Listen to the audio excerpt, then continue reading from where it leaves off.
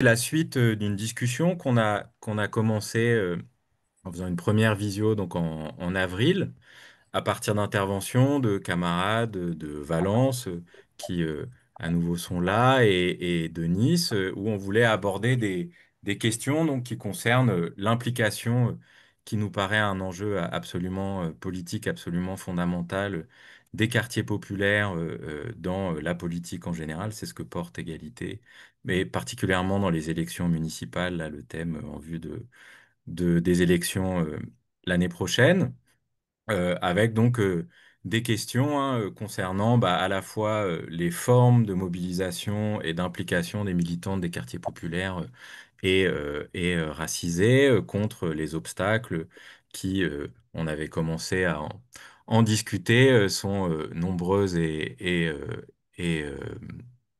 on en parlera à nouveau là, et en même temps avec eh bien, des formes d'inventivité, d'alliance, d'implication nouvelles et importantes, et aussi donc de rapports entre les mouvements sociaux, citoyens, habitants et les partis politiques, ce qui est évidemment un des enjeux importants, notamment pour les élections municipales. Tout le monde n'avait pas pu participer à cette première visio. Il se trouve qu'on l'avait pas enregistré non plus. Et puis, on avait pensé de toute façon faire un cycle de discussion sur cette question. Donc, c'est la deuxième de cette série. Et on est très content, voilà, d'accueillir pour les introductions et puis la discussion quatre intervenantes et intervenants que je vais présenter rapidement, mais ils et elles se présenteront aussi plus dans les introductions. Donc, on a le plaisir d'accueillir Dawari Orsfal, qui est de l'Assemblée des quartiers populaires, qui est militant conseiller municipal à Massy, dans le groupe Massy Verte et Citoyenne. Zouina Medour, qui est aussi de l'Assemblée des quartiers populaires, militante au Blanc-Ménil. Omar Slauti, qui est aussi de l'Assemblée des quartiers populaires et d'égalité, qui est militant à Argenteuil. Et puis Malika Karalawar, qui est d'égalité, militante et conseillère municipale à Valence, dans le groupe gauche écologiste et populaire. Donc, l'idée, c'est de leur donner la parole donc avec deux questions et puis ensuite d'avoir une discussion. Euh, on verra jusqu'à quelle heure ça nous mène. En tout cas, à peu près trois quarts d'heure d'introduction et trois quarts d'heure de discussion après. Donc, je commence tout de suite, hein. L'idée, c'était de vous donner la parole pour vous présenter aussi et aborder hein, la question de la manière dont vous avez rencontré individuellement ou dans le cadre de vos organisations la question des élections municipales. Au fond, comme militants et militantes, pourquoi et comment vous vous êtes intéressés ces, euh, à ces élections municipales. Tu veux commencer peut-être d'Awari? Ouais, ok, très bien. Bah, merci, déjà, merci pour l'invitation. Donc, bah, ça fait bizarre de parler de son parcours comme ça, mais allez, on se jette. Alors, moi, je suis arrivé en France à l'âge de 7 ans. Donc, moi, je suis né au Nigeria. Et j'ai atterri en classe de CP, que j'ai redoublé d'ailleurs, parce que il y avait encore, je maîtrisais pas encore la langue française. J'ai jamais été quelqu'un en fait qui se mettait en avant, jamais. J'ai jamais souhaité être délégué de classe ou ce genre de choses. Je n'étais pas ce type d'élève. J'étais encore loin du gars qui se mettait en avant, qui souhaitait prendre parole devant les gens, etc. Quoi. Mais à côté de ça, j'avais une maman en fait qui était très très militante, qui avait créé une association de solidarité donc sur Massy. Je me souviens, on avait organisé un concert pour l'Éthiopie. À l'époque, c'était la famine pour l'Éthiopie. Et en fait, j'ai été bercé en fait dans cette dynamique de solidarité à travers ma mère. Plus tard, j'ai monté une association pareil d'éducation et d'insertion par le sport. Et il est venu, il y a maintenant pratiquement ouais, une vingtaine d'années, il y a un centre social donc sur Massy Opéra qui est en difficulté, qui avait eu 8 directeurs qui s'étaient succédés en 3 ans. Et le maire de Massy à l'époque m'avait demandé en fait de reprendre ce centre social. Ce que j'ai accepté, très compliqué, mais en 2 ans, on a réussi en fait à avoir ce qu'on appelle un label, donc un agrément centre social, qui valide en fait le fait que cette structure fonctionne bien et répond en fait aux objectifs de la CAF. Mais il y avait plein de choses qui ne fonctionnaient pas. Il y a plein de choses qui ne fonctionnaient pas. Et donc j'étais un peu en guerre avec le maire. Voilà, j'étais pas d'accord avec lui. Et j'ai des copines et des copains, on s'est réunis un soir et on s'est dit, mais faudrait qu'on fasse quelque chose, faudrait qu'on le fasse bouger, le maire, quoi. C'est pas possible que ça continue comme ça.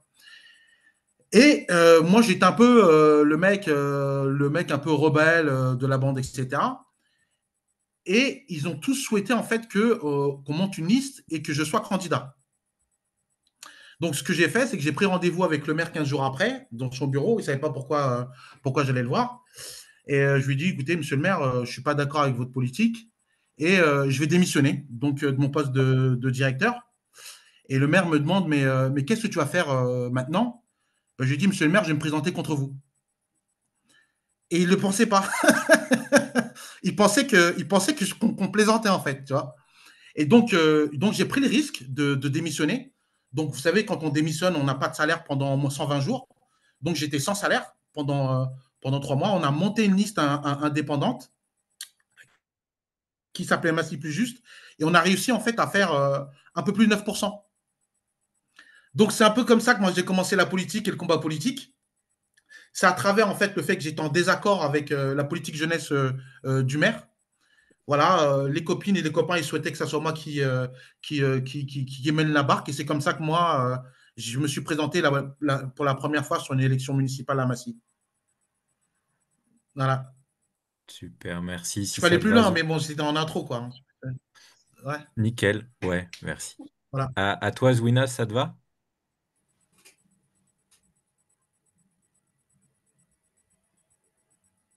Oui, c'est bon, merci. Bon, en tout cas, merci pour ton intervention, Tawari. Alors, dans le prolongement, donc, moi, mon rapport aux élections municipales, c'est, voilà, depuis Blanc-Ménil, moi, j'ai souvent accompagné, participé à des campagnes, soutenu des listes, qu'elles soient autonomes ou parfois, y compris même les listes de gauche. Mais jamais en étant membre de la liste, jamais en tant que potentiellement futur élu ou autre, parce que enfin, moi personnellement, je ne suis pas sur ce chemin-là, parce que je pense que, quelles que soient d'ailleurs les élections, c'est important d'avoir des élus, mais c'est aussi important d'avoir des cadres au sein des institutions qui sont du coup le binôme du politique pour mettre en œuvre et traduire les orientations politiques portées par l'équipe en place. Donc moi, j'ai plutôt été du coup sur ce terrain-là en tant que professionnel. J'ai travaillé pour de nombreuses collectivités. Excusez-moi, 2 minutes. Voilà. Et après, moi, j'ai un parcours militant de longue date sur la question des quartiers au niveau local, au niveau national, auprès d'organisations politiques, essentiellement sur les questions de lutte contre les violences policières, sur le Comité national contre la double peine, sur la question du logement social, sur tout ce qui est autour des questions de racisme, discrimination. Enfin voilà, c'est ces sujets-là qui me portent, qui m'animent et qui font que, voilà, d'un point de vue militant, je vais agir sur ces questions-là et d'un point de vue professionnel, je vais tenter de faire en sorte effectivement que, au sein de l'institution, ces questions soient prises en considération et qu'on puisse faire bouger les marges pour que l'échelon local, c'est un très bon échelon, quand on a une bonne équipe en place, parce que du coup, ça permet de développer, déployer toute une logique de soutien, de solidarité, d'ouverture, d'accès à l'éducation, à la culture, et que le choix des équipes, c'est important, le choix des équipes politiques. Voilà. Merci à toi, Omar, si tu veux, puis Malika, ça vous va? Bah, je crois qu'on a à peu près des parcours similaires de ce point de vue-là au niveau de la militance et de leur rapport aux élections municipales en particulier. Il y a plusieurs choses. D'abord, euh, on milite politiquement depuis très longtemps. Ce que vient de dire Dawari, c'est que c'est d'abord un militant politique sur des questions du quotidien social. Il y a une implantation locale, ce que vient de dire à l'instant. Euh, mais le plus important, c'est que pendant très très longtemps, euh, on était en quelque sorte empêché de traduire politiquement sur la sphère du pouvoir, sur la sphère des pouvoirs, ce que l'on pouvait euh, porter quotidiennement dans nos luttes.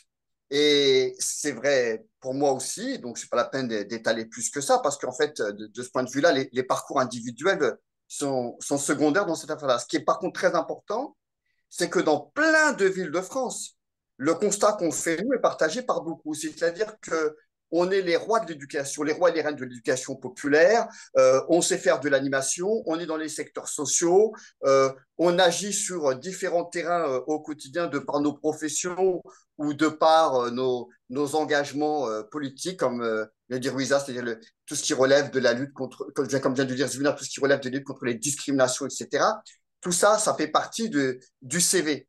Mais il manquait régulièrement la transformation du champ politique avec évidemment la prise en compte des premières concernées, de ceux et celles qui portaient ces combats-là.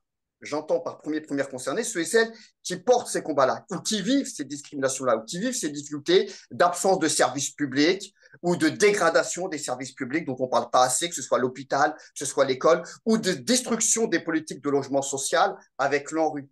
Eh bien, au bout d'un moment, il y a le réflexe qui se met un peu en place un petit peu partout, qui est on va faire nos propres listes. Voilà.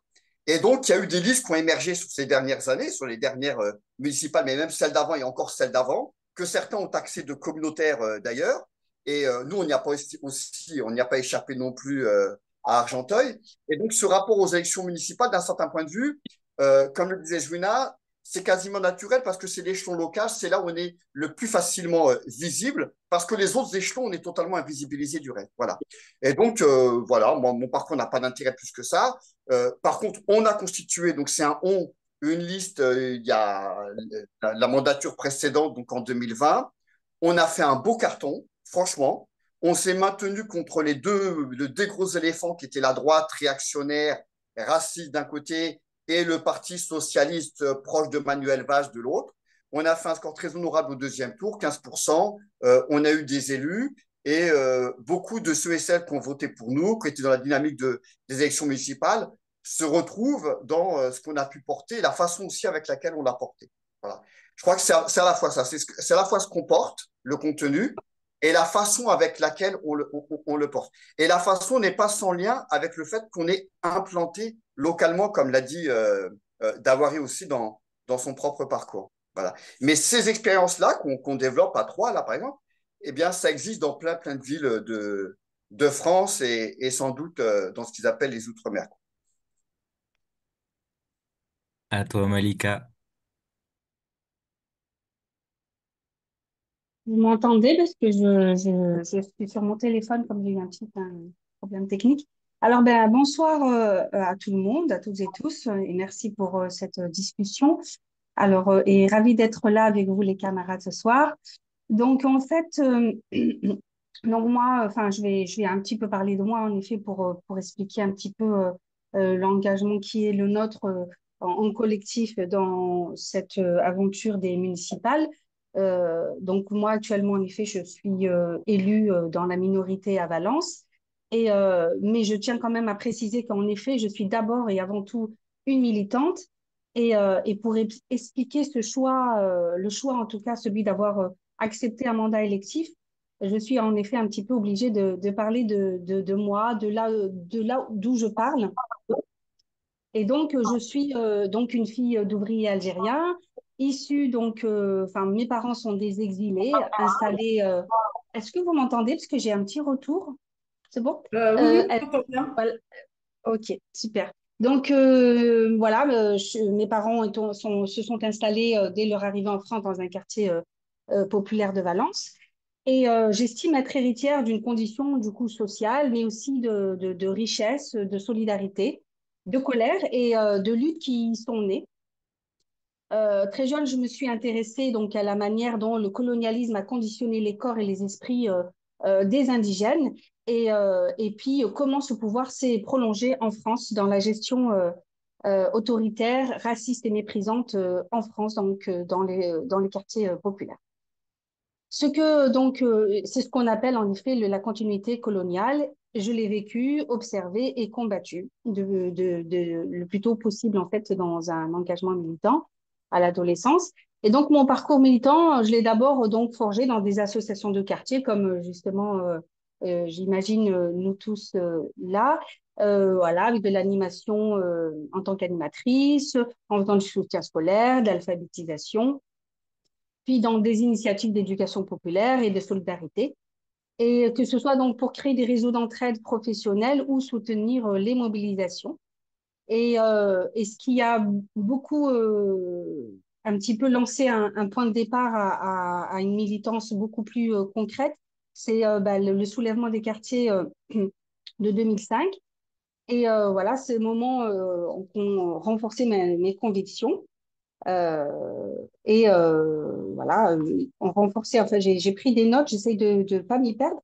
Donc, ces moments ont renforcé ma conviction que nos vies comptent, mais que l'État, lui, continue du coup à les mépriser, ce qui a donc forgé tout ça. Et ce qui me conduit à un mandat électif que j'occupe aujourd'hui, c'est une expérience collective avec une association qui s'appelait Action citoyenne. On y accompagnait des jeunes des quartiers dans leur recherche de stage, en créant des liens avec des salariés engagés, euh, issus notamment d'ailleurs de ces quartiers même. Mais face à l'ampleur des obstacles, des discriminations, inégalités structurelles, etc., que même avec ce soutien-là, pouvaient rencontrer les jeunes qu'on accompagnait, il nous a paru du coup nécessaire de franchir un cap et là, on a décidé collectivement de porter nos revendications dans les élections pour peser davantage. Et on s'est présenté donc au départemental, aux législatives, sans moyens, sans réseau d'élus, mais du coup avec une détermination.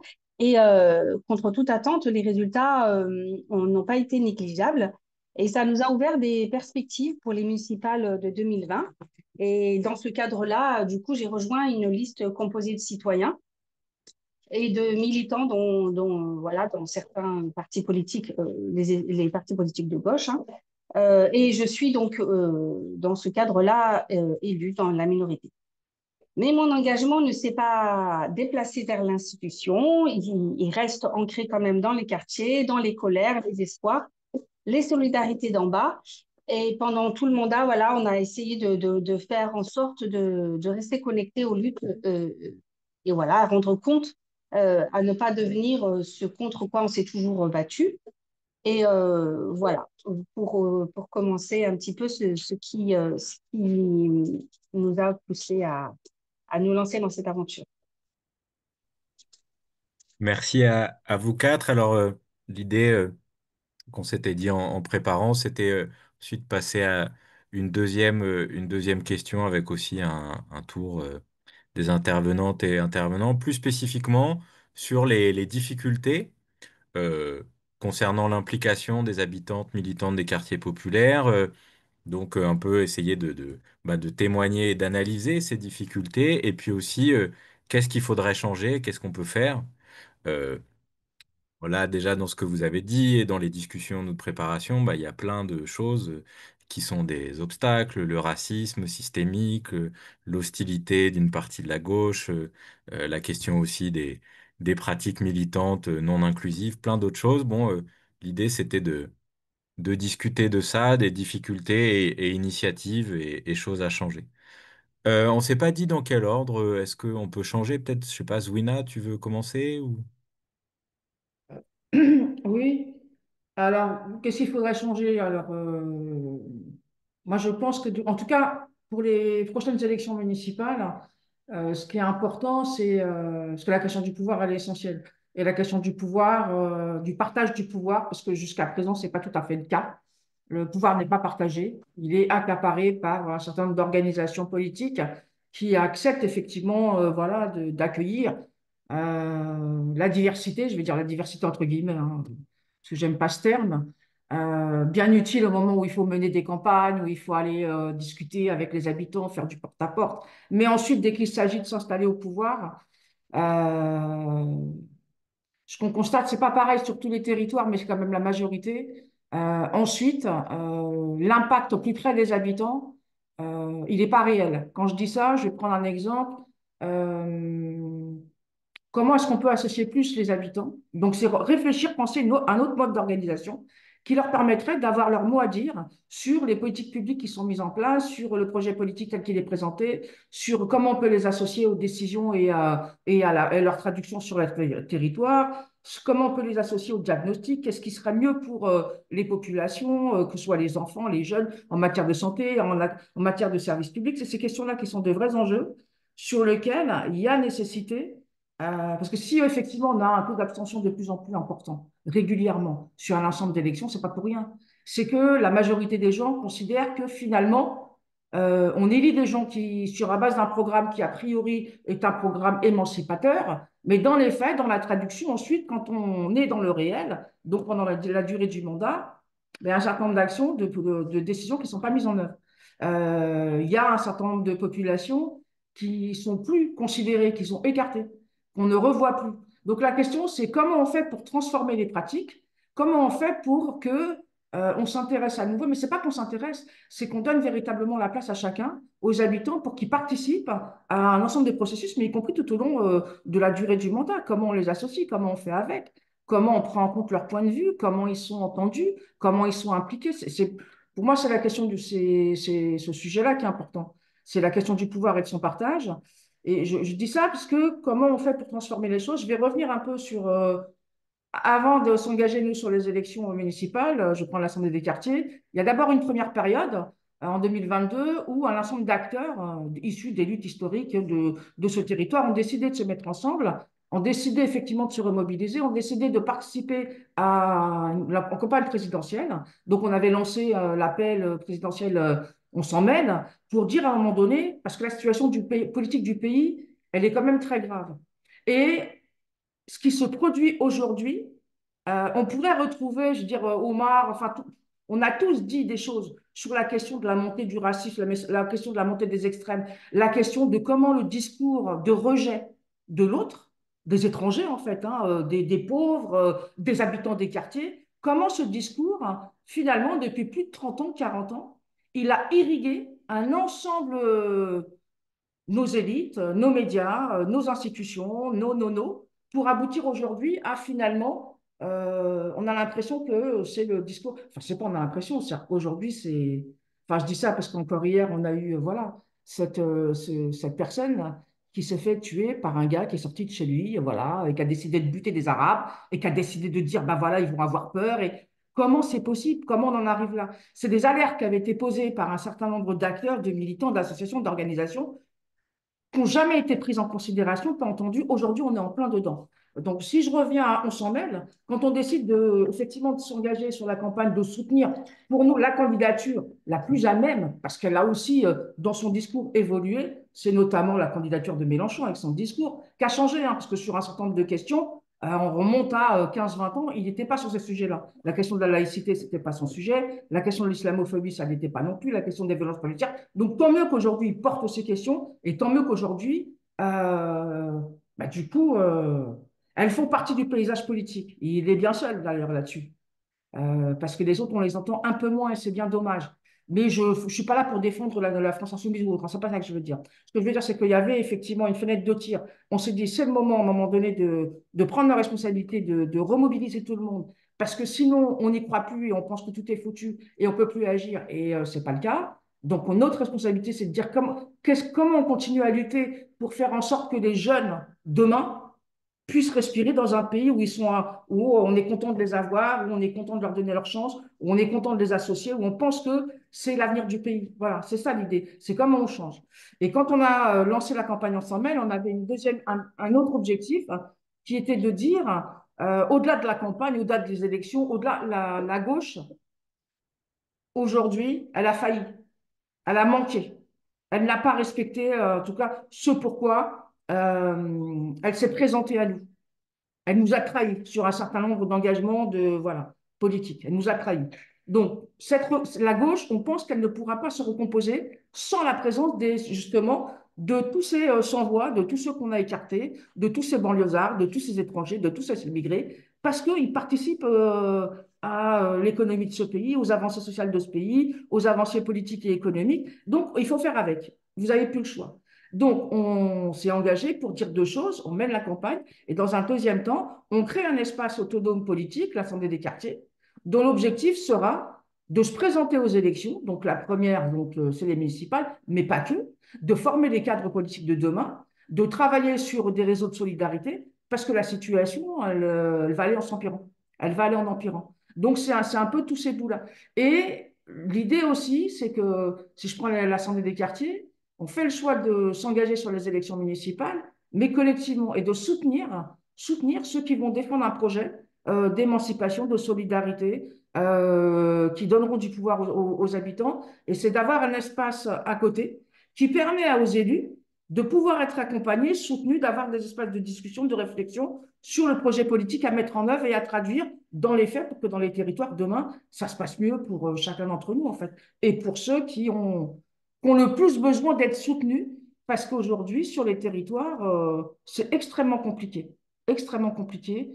Il y a quelques maires qui mènent de véritables politiques solidaires, et tant mieux, mais ce n'est pas la majorité. Donc, comment on fait pour que demain, on ait le sentiment que le territoire local soit un territoire où chacun est entendu, chacun est respecté, chacun est pris en considération, et on fait un peu plus pour ceux qui en ont le plus besoin. Merci à toi, Omar, si ça te va. Ouais, vous m'entendez là? J'ai mis le micro. Je crois qu'il y a plusieurs difficultés pour transformer l'essai, mais il y en a au moins trois qui me semblent importantes. La première, c'est que dans nos villes, depuis des années, des dizaines d'années, on a le droit à des alternances, mais pas d'alternative. Un coup la gauche, un coup la droite. Quand je dis la gauche, c'est une gauche gestionnaire, au mieux social-démocrate, avec ce qui peut rester du Parti communiste pour aller vite. C'est pas du tout méprisant. Et de l'autre côté, une droite plus ou moins réactionnaire, avec du centrisme, mais ça reste de la droite. Et on a comme ça un balancier de l'un vers l'autre. Le problème qu'on a, c'est qu'il n'y a pas d'alternative. C'est-à-dire que si nous, porteurs de projets, d'expériences militantes de terrain, et c'est un nous très large, hein, c'est un nous de quartier, mais ce n'est pas qu'un nous de quartier. Hein. Ça peut être un nous de ceux et celles qui vivent dans la ville, parfois même dans les zones pavillonnaires. Des gens qui simplement ne veulent pas réduire le débat aux deux grandes forces politiques qui, depuis des années, se partagent, pour aller vite, hein, une gauche social-démocrate et puis une droite qui se dit soi-disant républicaine. Eh bien, c'est très compliqué, l'espace n'existe pas. En plus, s'ajoute à ça une deuxième difficulté, qui n'est pas rien. C'est le clientélisme dans nos villes. C'est-à-dire aussi bien à gauche qu'à droite, mais c'est un truc de dingue. Ils sont capables d'acheter, je vous le dis comme ça, le cœur ouvert. Moi, j'ai plein d'amis à Argenteuil. C'est des gens qui sont extraordinaires. Mais en même temps, ils sont dans des précarités très fortes qui font qu'ils ont besoin d'un logement un peu plus grand, parfois même d'un logement tout court, et d'un boulot à la mairie, des trucs de ce type-là. Et donc, ce sont les mêmes qui viennent nous dire, les gars, je suis désolé, mais tu comprends, là, là. Et donc, ils vont coller les affiches. Et parfois même, sur une mandature, ils collent les affiches à gauche, et sur l'autre mandature, ils collent les affiches à droite. Bon. Et pourtant, les mêmes comprennent que notre discours politique à nous, c'est celui qui tient la route. Mais on doit scoltiner ces postures, soi-disant de partis républicains, qui fonctionnent encore dans un esprit, comme disait Malika, un esprit un peu colonialiste. On va chercher nos Arabes, nos Noirs, y compris sur certaines questions. Parce que derrière les Arabes, les Noirs, je peux récupérer telle mosquée, la mosquée des Turcs ici, la mosquée des Marocains là, la mosquée des Algériens, ça va très très loin ce délire. Et surtout dans un contexte d'islamophobie qu'on connaît bien. Alors, et c'est pas grand-chose parfois, hein, c'est pour agrandir le carré musulman, parfois c'est des trucs collectifs. Donc, on a des problèmes tellement graves, aussi bien individuels que collectifs, qu'on doit en plus s'emplâtrer le clientélisme qui est en œuvre dans nos villes. Ça, c'est un deuxième élément qui n'est pas sans lien avec ce côté essuie-glace là, gauche-droite, ou globalement. Après, il y a une troisième chose qui d'après moi, est importante. C'est que la marge de manœuvre du point de vue du budget d'une ville, globalement, une fois, parce qu'il y a des frais incompressibles, le plus grand employeur de la ville, c'est souvent la mairie elle-même. Bon, dans ma ville, Argenteuil, c'est ça. Bon, il y a des freins compris. Après, il y a 20 à 30% de marge de manœuvre au niveau du budget. C'est là où nous, on peut jouer un rôle. Concrètement, pardon de dire sur Argenteuil parce que je connais ma ville, je ne connais pas obligatoirement ailleurs. Mais regardez, il y a 5 quartiers prioritaires de la ville dans ma ville Argenteuil. Le maire a choisi de mettre des dizaines de millions d'euros pour rénover en gros le centre-ville, pour faire un truc qui claque. Il appelle ça la canopée, avec des arbres, des trottoirs aux Champs-Élysées, etc. Un truc qui claque. Et les quartiers prioritaires de nos villes, à nous, il n'y a pas un cinéma, il n'y a pas un lieu culturel, il n'y a pas, enfin, vous comprenez, vous voyez ce que je veux dire? Il n'y a pas une poste. C'est-à-dire que pour retirer de l'argent, ils ont posé une sorte de cube comme ça récemment pour retirer du fric, etc. Et donc, c'est des choix politiques. Ces 20-30%, ils existent quand même. C'est du fric. Nous, c'est un nous encore très large. On ne se la raconte pas. Bon. Mais on a une expérience de terrain. On est capable de penser ces choses-là. Alors après, le problème que l'on a, c'est que si demain, on est aux manettes, entre guillemets, au pouvoir politique, l'histoire n'est pas finie. C'est comme vient de dire Zwina, comment faire en sorte que les habitants des quartiers s'emparent de l'ensemble des décisions politiques. Or, quand on regarde les comités de quartier, c'est dans ma ville, mais je suis sûr que c'est partout pareil, les comités de quartier aujourd'hui, c'est des chambres d'enregistrement, c'est les potes du maire ou les potes de l'opposition puissante, mais je vous le dis, moi, les gens ne descendent pas des tours pour aller à la réunion de quartier, pour les raisons qu'a soulevé Zwina. C'est toujours la même chose, c'est plié, de toute façon, c'est décidé sans nous. On ne croit plus. Il y a une désespérance, déjà, il y a des problèmes réels, mais en réalité, il ne faut pas croire que parce qu'il y a des problèmes sociaux, que les gens s'en foutent. Je donne un exemple. Nous, on a eu des grandes batailles pour garder des classes ouvertes dans nos écoles. Et c'est les gens des quartiers qui sont venus parce que... Mais ils ont occupé l'école. Ils ont occupé l'école. La bataille du petit bar, moi, j'aimerais, demain, j'ai encore un conseil de classe, je pourrais pas y aller au truc, mais il faut voir ce film-là parce que ça fait partie des luttes exemplaires, concrètes, de transformation concrète des choses. Bon. Et donc, et on a, un peu modestement, hein, moi je vous dis Argenteuil, mais n'empêche que c'est des parents d'élèves du quartier qui ont occupé l'école et qui ont gagné la classe, qui n'a pas disparu, etc. Mais ça, c'est parce qu'ils ont confiance en eux, ils ont confiance dans le voisinage et tout ça. Dans un comité de quartier, il n'y a pas de confiance. Il y a des politiques de l'ANRU qui détruisent des logements sociaux alors que la rénovation coûterait moins cher, mais parce qu'évidemment, c'est une affaire de fric. Et surtout, on pousse les pauvres toujours plus loin. C'est sûr que si on arrive demain, je disais, voilà, au pouvoir, il faut le prendre positivement, c'est que le pouvoir, c'est pas ça, là, au pouvoir comparé, etc. Et il faudrait qu'on gagne la confiance des gens dans les quartiers. Mais ça veut dire que la rénovation, dans un quartier, elle va être décidée par les habitants du quartier eux-mêmes, mais sans faire semblant. C'est-à-dire limite en obligeant les gens à venir, ou en se déplaçant du porte-à-porte, etc. On fait passer un truc très sérieux.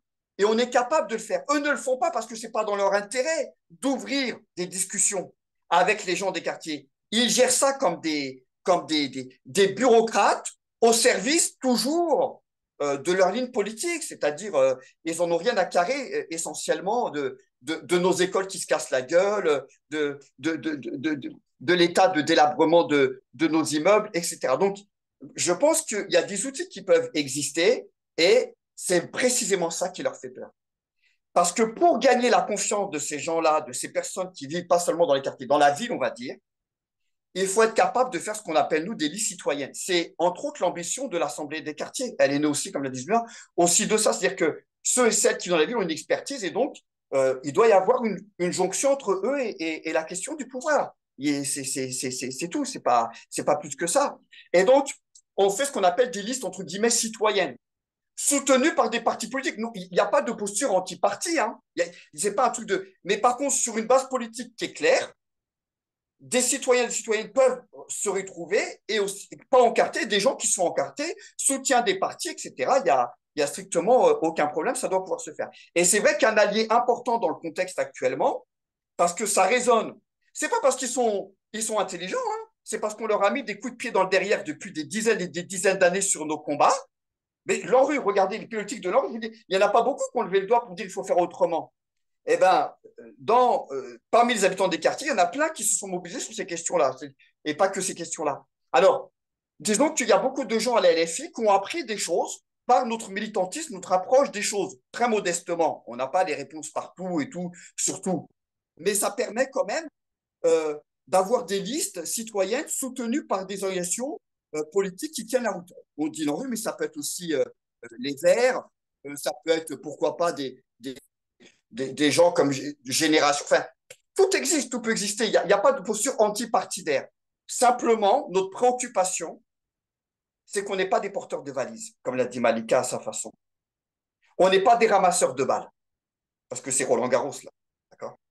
Nous, on n'est pas là pour dérouler le tapis rouge quand c'est calme pour certains et d'autres qui font le truc.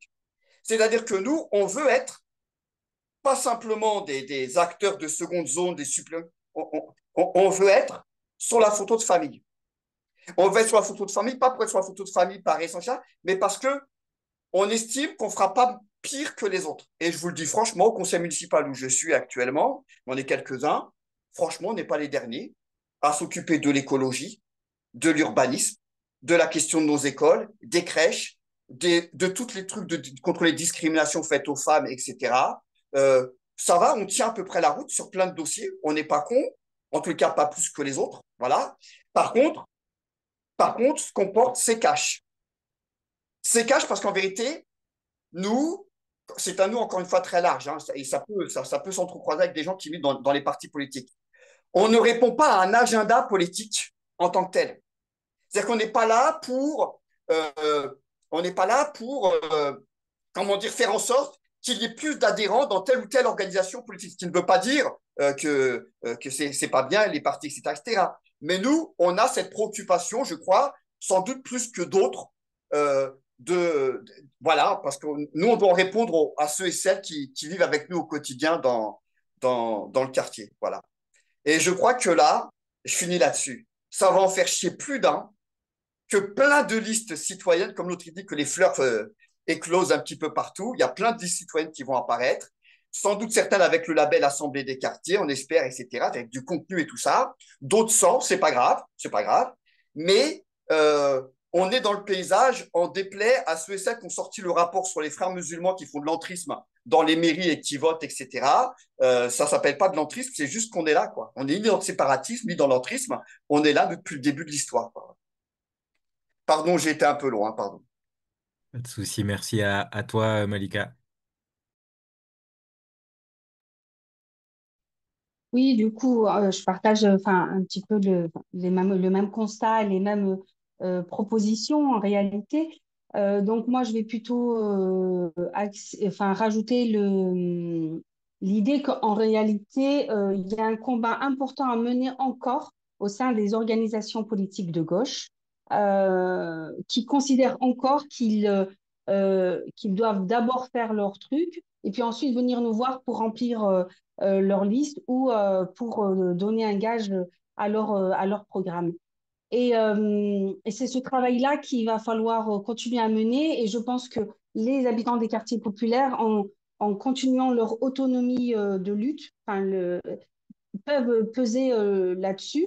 Et d'ailleurs, en effet, toutes les organisations, enfin, l'organisation principale aujourd'hui qui relaie les luttes qui touchent les quartiers populaires, donc la France Insoumise, elle ne s'est pas réveillée, s'est pas créée un matin en disant je vais porter ces luttes. C'est parce qu'en effet, il y a tout un héritage de luttes qui existe dans les quartiers. Il y a toute une expérience, une expertise qui existe. Et c'est enfin voilà, grâce à cette expertise-là, ces luttes-là, que aujourd'hui certains sujets sont portés par des organisations politiques. Et donc voilà, l'importance pour moi, ça va être de prendre en compte l'héritage des quartiers qui s'inscrivent voilà dans une continuité, qui ont leur richesse, qui savent faire, comme tu disais, Omar, bah, l'écologie. L'urbanisme, voilà. Tout ça, c'est aussi un héritage qui nous est propre et prendre en compte la spécificité des luttes des quartiers populaires au sein des rassemblements pour les municipales, ça va être, je pense, à mon avis, déterminant pour redonner confiance justement aux électeurs des quartiers populaires. Euh, à savoir qu'il faut vraiment se rendre compte que les quartiers populaires où on considère qu'il y a plus d'abstention, d'abandon, de désintérêt en tout cas de la chose politique, on s'imagine que c'est juste parce que il y aurait pas cette intelligence-là de réflexion ou d'analyse, mais c'est justement parce qu'il y a cette réflexion-là, cette analyse-là, que certains décident de ne plus accorder leur confiance après avoir été du coup trahi tant de fois par certaines organisations. Et donc voilà, pour moi, pour ajouter voilà, à tout ce qui a été dit avec sur quoi je suis d'accord, quoi. Et ça va être voilà, prendre en compte l'héritage des luttes des quartiers populaires, faire confiance à leur capacité d'agir, à leur capacité d'analyse et d'action, et à transformer les choses. Et, euh, et ne pas attendre voilà, de faire d'enclencher déjà des choses avant et après venir chercher les quartiers populaires pour participer aux campagnes. Euh, voilà. Et il y avait aussi, oui, la notion de formation que je voulais ajouter, c'est qu'aujourd'hui, il y a toute une dépolitisation qui a été construite et voulue des quartiers populaires via le clientélisme, comme disait Omar, et euh, plein d'autres leviers où on a fait disparaître tout ce qui est culturel, associatif, c'est-à-dire associatif d'éducation populaire réellement et non pas de consommation de loisirs, etc. Et remettre la vraie éducation populaire au sein des quartiers voilà, ça va être aussi quelque chose, un chantier important à mener pour repolitiser un petit peu la vie et les difficultés que subissent les habitants de quartiers populaires. Merci Malika, à toi Donc, Dawari. voilà. Ouais, alors il y a plein de choses qui ont été dites. Alors c'est vrai qu'on s'implique en fait, euh, où on s'engage en fait de manière différente. Il y a plusieurs formes d'engagement. Vous avez ceux en fait qui vont s'engager dans des associations, qu'elles soient socioculturelles, sportives ou autres. Vous en avez d'autres qui vont être plus sur les questions de lutte, donc sur les luttes contre les discriminations, contre les violences policières, qui vont se battre pour les questions écologiques, qui vont se battre contre la question du mal logement. Et vous avez un troisième axe qui est un axe plutôt politique, des gens qui vont monter sur des élections, qui vont monter sur des listes. Et c'est vrai, comme disait Omar tout à l'heure, en fait, ce qui est compliqué, c'est cette liaison. Voilà. Alors nous, à l'Assemblée des quartiers, c'est une structure en fait qui marche sur les deux jambes. C'est que on donne à la fois de la force à des initiatives socioculturelles, mais aussi Julien le disait tout à l'heure, à des personnalités sur leur territoire qui veulent se présenter à des élections. Moi, je pense que ce qui bloque un peu dans tout ça, pour prendre un peu mon expérience, c'est l'argent. Moi, par exemple, je me suis présenté 2 fois sur des élections municipales en indépendant, donc en 2008 et en 2020. On a aussi monté 2 listes sur les régionales en 2010 et en 2015. Donc, et en fait, ce qui est compliqué, c'est l'argent. Moi, je mets facilement 1 an et demi pour me relever d'une élection. Parce que je mets de ma poche, je demande à mes proches de mettre de leur poche. Tu sors d'une élection, t'es mort. T'as pas de vacances. Les mômes, tu peux pas les emmener en vacances. Les restos, il y en a pas. C'est hyper compliqué. Monter en fait sur une élection en indé, c'est super compliqué. Donc une des grosses problématiques en fait, c'est l'argent. Omar a évoqué tout à l'heure la question du clientélisme. Moi, je voudrais ajouter un autre aspect. Euh, alors que ce soit moi ou Zuna ou Malika qui sont exprimés tout à l'heure, on est des gens du milieu associatif. Et nous, dans le milieu associatif, quand on fait quelque chose, on ne demande rien en retour. On n'est pas dans la réciprocité.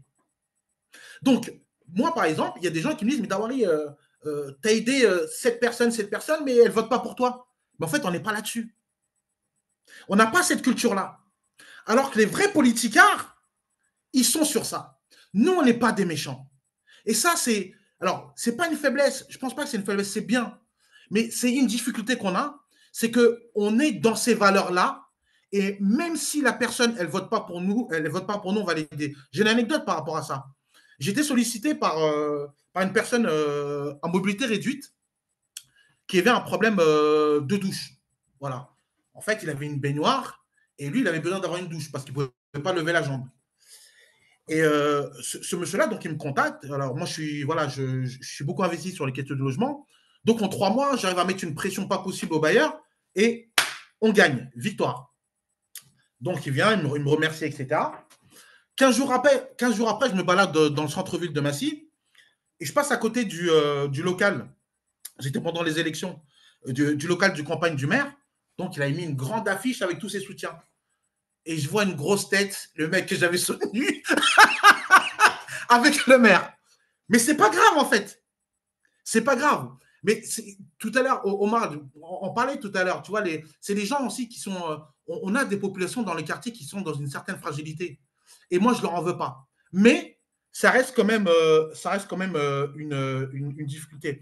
Donc voilà, moi, je pense que le principal, les principaux freins, c'est vraiment l'argent et la question qu'on a des populations qui sont dans la merde et qui, voilà, quoi, même s'ils sont, comme le disait Omar tout à l'heure, ils sont d'accord avec ce qu'on dit, avec ce qu'on porte et avec nos valeurs, mais à un moment donné, voilà, les mecs, ils doivent manger, ils doivent se loger et voilà, quoi. Voilà ce que je voulais dire, moi, très rapidement. Merci beaucoup à vous, camarades, pour vos introductions. C'était vraiment super. Je pense qu'il y a plein de trucs dont on pourrait discuter. Bah, donc, je propose de passer à la discussion, une demi-heure, trois quarts d'heure, le temps qu'on veut. Vous pouvez, pour prendre la parole, soit lever la main dans le petit, là, avec le petit onglet réagir, soit mettre un message dans le chat pour prendre la parole. Et voilà, n'hésitez pas, quoi, ça peut être des questions, mais aussi des témoignages, des infos, des réflexions en rebond. À, à vous.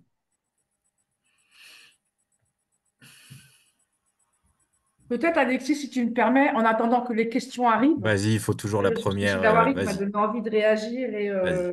voilà, et Omar. C'est-à-dire que du coup, j'ai envie d'ajouter, nous, donc le nous très large, habitants des quartiers, des banlieues, et les métèques, étrangers ou pas, on n'est pas différents des autres. Et donc, par rapport à la petite anecdote dont tu parles de ce monsieur à qui tu as donné un coup de main, après il va sur une île des autres, je serais tenté de dire, regardez dans le paysage politique l'ensemble des élus, ceux qui ont été là, là, là, là, là, là. Ils naviguent à vue en fonction de là où ils vont trouver une place qui va leur permettre de s'installer. Enfin voilà, donc c'est pour dire qu'on a tous les mêmes défauts et les mêmes qualités. Oui, Camille. Ouais, bon, bonsoir à tous et à toutes. Je suis très contente d'avoir participé à cette vidéo. On m'a transféré le lien au dernier moment et j'avoue que j'avais pas prévu de faire ça de ma soirée, mais je suis très contente d'être là. Je connais pas vraiment le réseau Égalité. J'ai entendu parler bien de l'Assemblée des quartiers. J'ai été en contact avec Salah notamment, qui était venu intervenir à Action Commune aux rencontres de Vaour l'année dernière. Et j'avais organisé un atelier avec lui. Et l'invitation pour cette année tient également, puisqu'on fait des rencontres à Poitiers. Action Commune, en gros, c'est un réseau qui s'est monté à partir de 2020 et de 2021, officiellement en 2022, des listes participatives et citoyennes qui en fait ont gagné leur mairie et qui étaient notamment de gens avec une ambition démocratique très forte et c'est là-dessus que je vais intervenir, mais juste pour présenter d'où je parle. Et qui en fait se sont retrouvés à ne pas avoir de parti derrière et à se retrouver à gérer une mairie et en fait à avoir besoin de se mettre en lien les uns les autres parce que quand on arrive au pouvoir et qu'on n'a pas forcément derrière un parti politique, parce que nous on n'est pas anti-parti mais quand même on est assez méfiant des étiquettes. parce que voilà, et puis globalement, en fait, les Français et les Françaises font de moins en moins confiance aux partis politiques, et pourtant, il faut quand même avoir une action politique, mais parfois sans parti politique. Et droite, gauche, les gens ne savent plus trop où donner de la tête, il y a un sentiment de trahison. Voilà, donc à partir de là, comment est-ce que on ne peut pas changer les choses en disant si c'est bien. En tout cas, c'est un fait, il y a plein de gens qui s'en méfient, comment on continue à agir politiquement quand même. Nous, on est dans une perspective qui est municipaliste, c'est-à-dire de dire que la municipalité, la commune, c'est là où se joue plein de dynamiques de pouvoir, c'est là où on donne du pouvoir aux gens, c'est là où ils le prennent, c'est là où on fait commun, où on fait commune, où on est ensemble et où concrètement, chacun et chacune peut poser des actes. Donc nous, on est que sur les élections municipales, le reste, on s'en occupe pas. Ça a l'air compliqué, c'est à ce moment-là que les gens en général s'embrouillent pour essayer d'avoir une place. C'est très bien, il faut qu'il y en ait qui y aillent, je dis pas. Mais nous, on est plutôt sur l'idée de dire commençons à faire de nos communes des endroits où politiquement on change la donne, où on a des vraies politiques publiques transformatrices, et y compris une méthode différente. Et c'est là-dessus que je voulais intervenir. Nous, considère qu'en fait, nos organisations, qu'on le veuille ou non, avec des systèmes qu'on ne questionne même plus de prise de parole, de prise de pouvoir, de qui organise quoi, en fait, reproduisent des dynamiques de pouvoir extrêmement fortes. Et que la meilleure manière d'éviter ça, c'est d'avoir des cadres d'animation qui sont très stricts et où tout le monde est à égalité. Et il me semble que c'est pour ça aussi que le mode assemblée est un mode en fait, qui est pas juste un joli mot pour dire on est ensemble, c'est aussi un mot très exigeant sur la méthode qu'on adopte et sur la manière dont on passe l'animation des réunions et tout ça, et donc du coup, et les outils. Et du coup, moi, le sujet c'était les municipales, donc c'est pour ça aussi que je suis un peu venue voir ce qui se passait, c'est que comment on forme les gens en fait, et comment nous, l'idée c'est prendre le pouvoir pour le partager. Bon, une fois qu'on a dit ça, on a rien dit, mais en tout cas, d'avoir des gens à qui on demande, à qui on dit allez, on y va, on s'engage. Mais du coup, une fois qu'ils se sont dit on s'engage, et ben, il faut qu'ils aient des armes derrière, il faut qu'ils aient des outils, il faut qu'on se forme, etc., etc. Et cetera. Et comment est-ce qu'on réussit à penser le plus d'outils possible pour qu'en fait, peu importe que tu sois plutôt par ici, que tu aies plutôt cette étiquette ou que tu ne veuilles pas en avoir, en tout cas que tu aies des valeurs communes autour de la démocratie, autour forcément de la lutte contre les discriminations et de ce combat-là qu'il va falloir mener. Et les villes vont être, si jamais nos institutions sont prises par l'extrême droite, les villes seront des refuges. Donc il faut avoir le plus de villes possible pour pouvoir lutter contre ce qui arrive. Et du coup, pour lutter, pour s'organiser, pour faire des campagnes, il faut avoir des outils. Les partis, c'est bien, mais tout le monde n'y fait pas confiance. Donc, comment on fait? Et voilà, c'était un peu ma question, c'était quelles sont vos méthodes et comment on fait et est-ce qu'il y a des choses à partager? Voilà.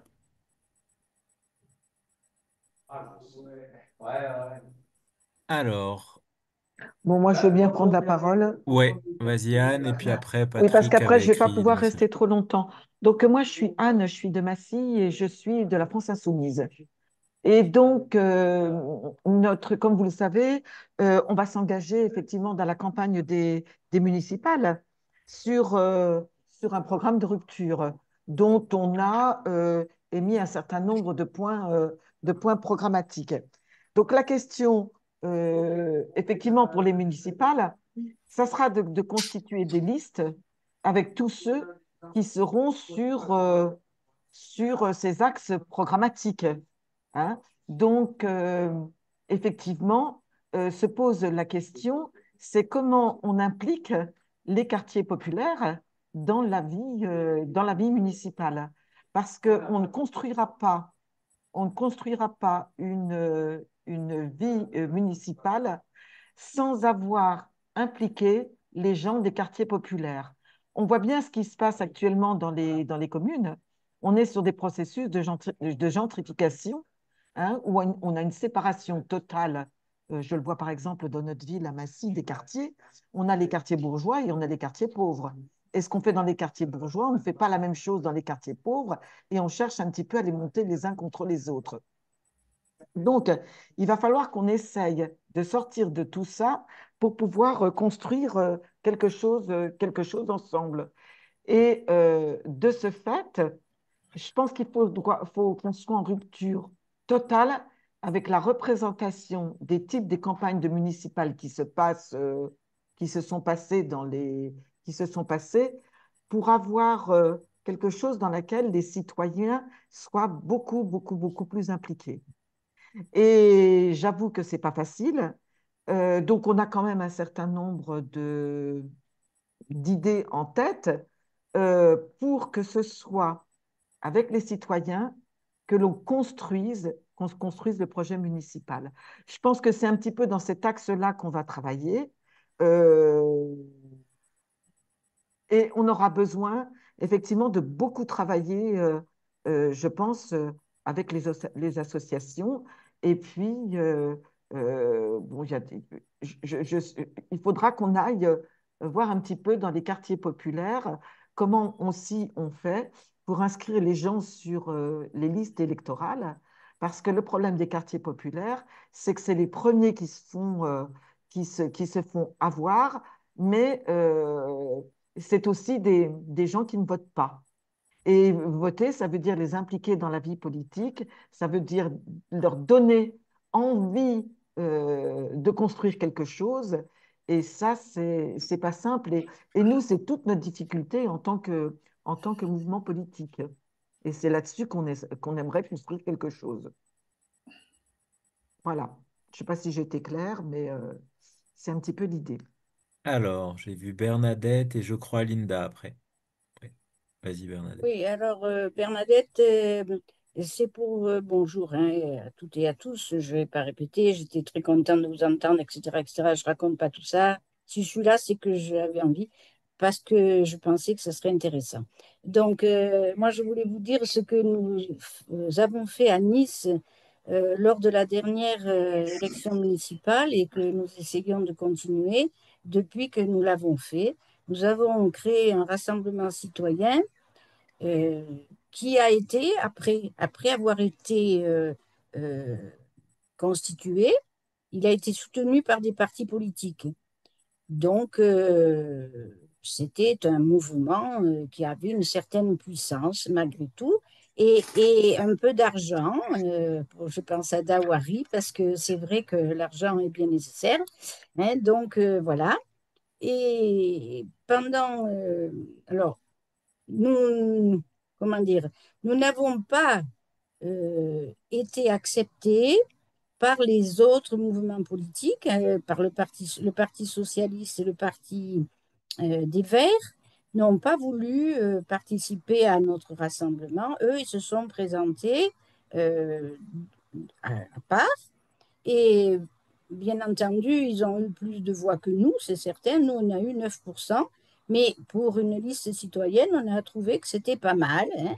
Et donc, notre but, c'est de faire participer l'ensemble des citoyens, aller vers une auto-organisation. Et donc, il fallait, et il faut toujours, aller dans les quartiers, faire des rencontres participatives et essayer de discuter avec eux, de leur faire penser, sentir qu'ils sont capables de se mêler des affaires publiques. Parce que souvent, ils pensent qu'eux n'en sont pas capables, parce qu'il y a ceux qui savent, et puis il y a eux, ils ne savent pas. Et nous, on parle pour. Voilà. Alors, dans notre liste, on a eu des gens donc, qui se sont présentés pour la tête de liste, etc. Les autres. Et ensuite, nous avons instauré un tirage au sort pour avoir vraiment ce que nous pensons que devraient être les choses. Ça ne sont pas les sachants qui doivent s'occuper du monde, c'est tout le monde qui doit s'occuper de tout. Et donc, nous l'avons mis en pratique aux dernières élections. Et cette fois, depuis qu'il y a eu les élections et jusqu'à maintenant, Viva, ça s'appelle Viva, hein, parce qu'à Nice, on parle niçois et Viva, ça veut dire vive, vive, vive, vive la vie, vive, Viva. Et donc, depuis ces dernières élections, Viva a continué à travailler en allant dans les quartiers et dans tous les quartiers. Mais c'est vrai que c'est difficile, hein, on ne peut pas dire que les choses sont faciles. parce que, il faut avoir du temps, il faut avoir du matériel et il faut que les gens, mais dans l'ensemble, on est écoutés, hein. Ils sont heureux, les gens qu'on aille les voir et discuter avec eux. On n'a pas de problème de ce genre. Mais après, lorsqu'il s'agit de prendre des responsabilités, c'est vrai que c'est plus difficile parce qu'ils ont peur des responsabilités. Ils ne savent pas qu'on les partage, qu'ils ont de la peine à comprendre tout ça. Bref, c'est un travail et c'est un travail de longue haleine, c'est un travail de formation populaire, d'éducation populaire et il ne faut pas lâcher. Hein, puis on verra bien un jour ou l'autre. De toute façon, les partis politiques tels qu'ils sont, ils sont à l'agonie. Hein, ça va être fini, ça. C'est moi qui le dis, hein. Je dis peut-être des bêtises, mais l'avenir, un bel avenir, bien sûr. Ah, si, si, mais un bel avenir, c'est dans le partage de toutes et de tous, et donc dans l'autogestion, l'auto-organisation à tous les niveaux. Voilà. Merci. Alors, Linda, et puis après, si vous voulez, je pourrais lire le message de Patrick. Alors, faut que tu mettes ton... On t'entend pas, ton micro.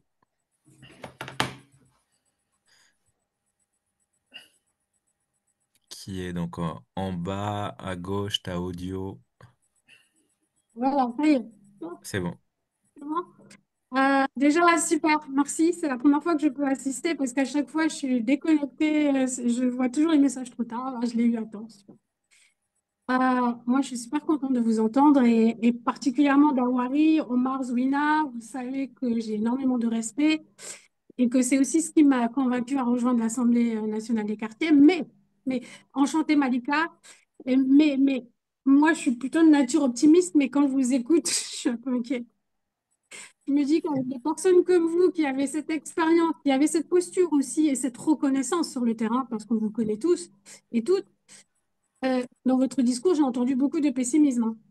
Et donc là, je suis un peu inquiète et je me dis, oh là là là là, qu'est-ce que ça va être pour les futures générations et nous-mêmes, qui sommes un peu novices comparés à vous.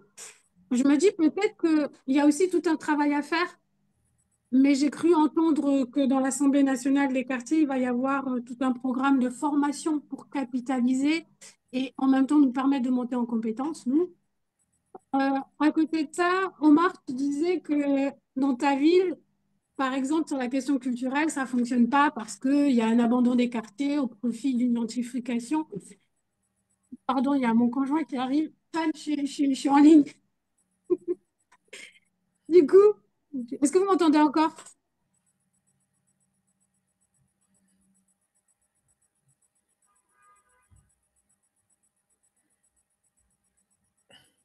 Alors, par contre, je crois que Linda, ça a déconnecté. Elle a fait une mauvaise manip. Ouais, il y a moyen.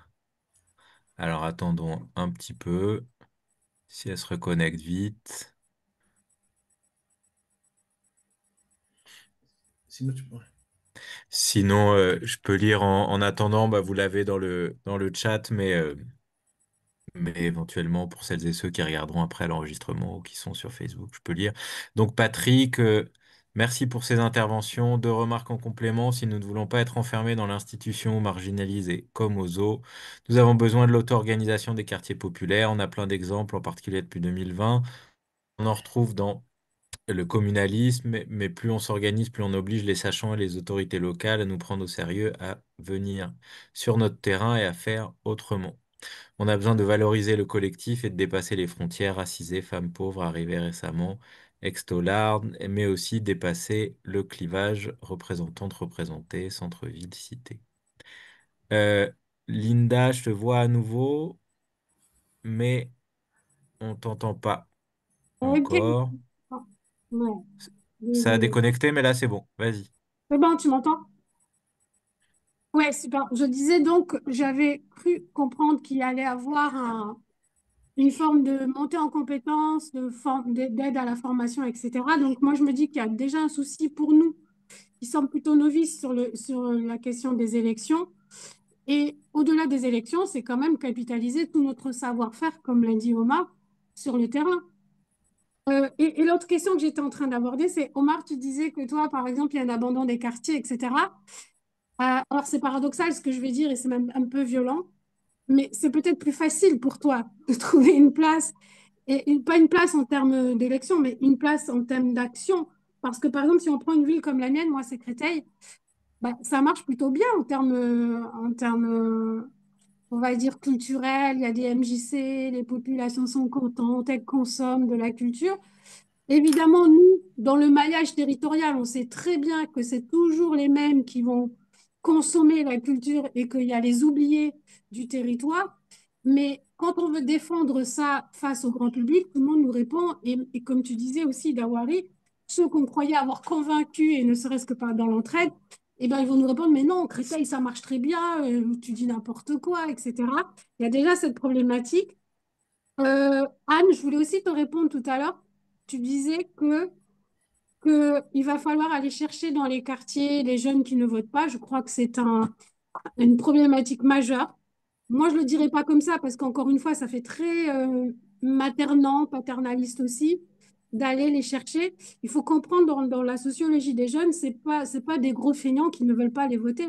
C'est des personnes qui n'ont pas vu leurs parents voter déjà, qui n'ont pas eu cette transmission de la citoyenneté par la famille, par la voie familiale, mais qui aussi sont pour beaucoup déçus quand ils voient leurs grands frères, des Dawari, des Omar, des Linda, etc., des Nadia, des Alice ou autres se battre toute l'année pendant des décennies et finalement être toujours traités comme les petits, ceux qu'on utilise quand on en a besoin et qu'après on jette, bah, moi je comprends les jeunes, hein. Je comprends qu'ils n'aient pas envie de voter. Je dis pas que je l'accepte parce que c'est aussi un de mes centres d'intérêt, mais il faut aussi comprendre cette sociologie de la jeunesse et plutôt que de voir ça de manière descendante en se disant, allez les petits jeunes, il est temps que vous votiez pour changer la donne, c'est d'abord les comprendre et comprendre pourquoi et déconstruire toutes les problématiques qui sont sous-jacentes à ce manque de prise de posture par le vote.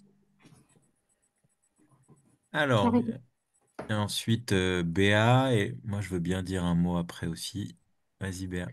Oui, je ne sais pas si ce que je vais parler est bien dans l'ordre du jour parce que je vais plutôt soulever des préoccupations que je pense que c'est fait partie des préoccupations de tout le monde, mais en tout cas, je pense que la discussion sur les élections municipales, à mon avis, elle est un peu trop tôt. Trop tôt parce qu'on vit dans une situation mondiale et aussi française du danger de l'arrivée du fascisme, néofascisme, ultra-droite, tout ce qu'on veut. Et les dernières expériences qu'on a eues visant la gauche, c'était qu'on a réussi à avoir une majorité relative, certes, mais une majorité, qu'à partir de l'unité de la gauche. C'est dommage que la camarade de France Insoumise est partie parce qu'elle elle a un rôle important en tant que militante de la France Insoumise. Donc, moi, je pense que malgré les succès de l'unité de cette gauche française des dernières élections, la division, elle est toujours menaçante, la division de cette gauche-là, pour des intérêts des uns et des autres, d'intérêts d'appareil, d'intérêts électoral surtout. Et c'est ça que je pense que c'est un grave problème. Il y a une déformation des partis sur place dans les institutions, que c'est une déformation électoraliste assez forte. Et ce qui se prouve quand l'Assemblée était dissoute, il y a eu une vague de généralisée dans tous les pays, des volontés que la gauche gagne, et il y a eu une participation massive, populaire, pour la campagne électorale qui s'exprimait après les élections en la volonté de continuer cet élan et cette convivialité et cet optimisme qui paraissait dans pratiquement toutes les communes, toutes les campagnes, et qui s'est créer des collectifs spontanément, des collectifs unitaires. Et aujourd'hui, il y a 70 collectifs unitaires qui fonctionnent plus ou moins bien.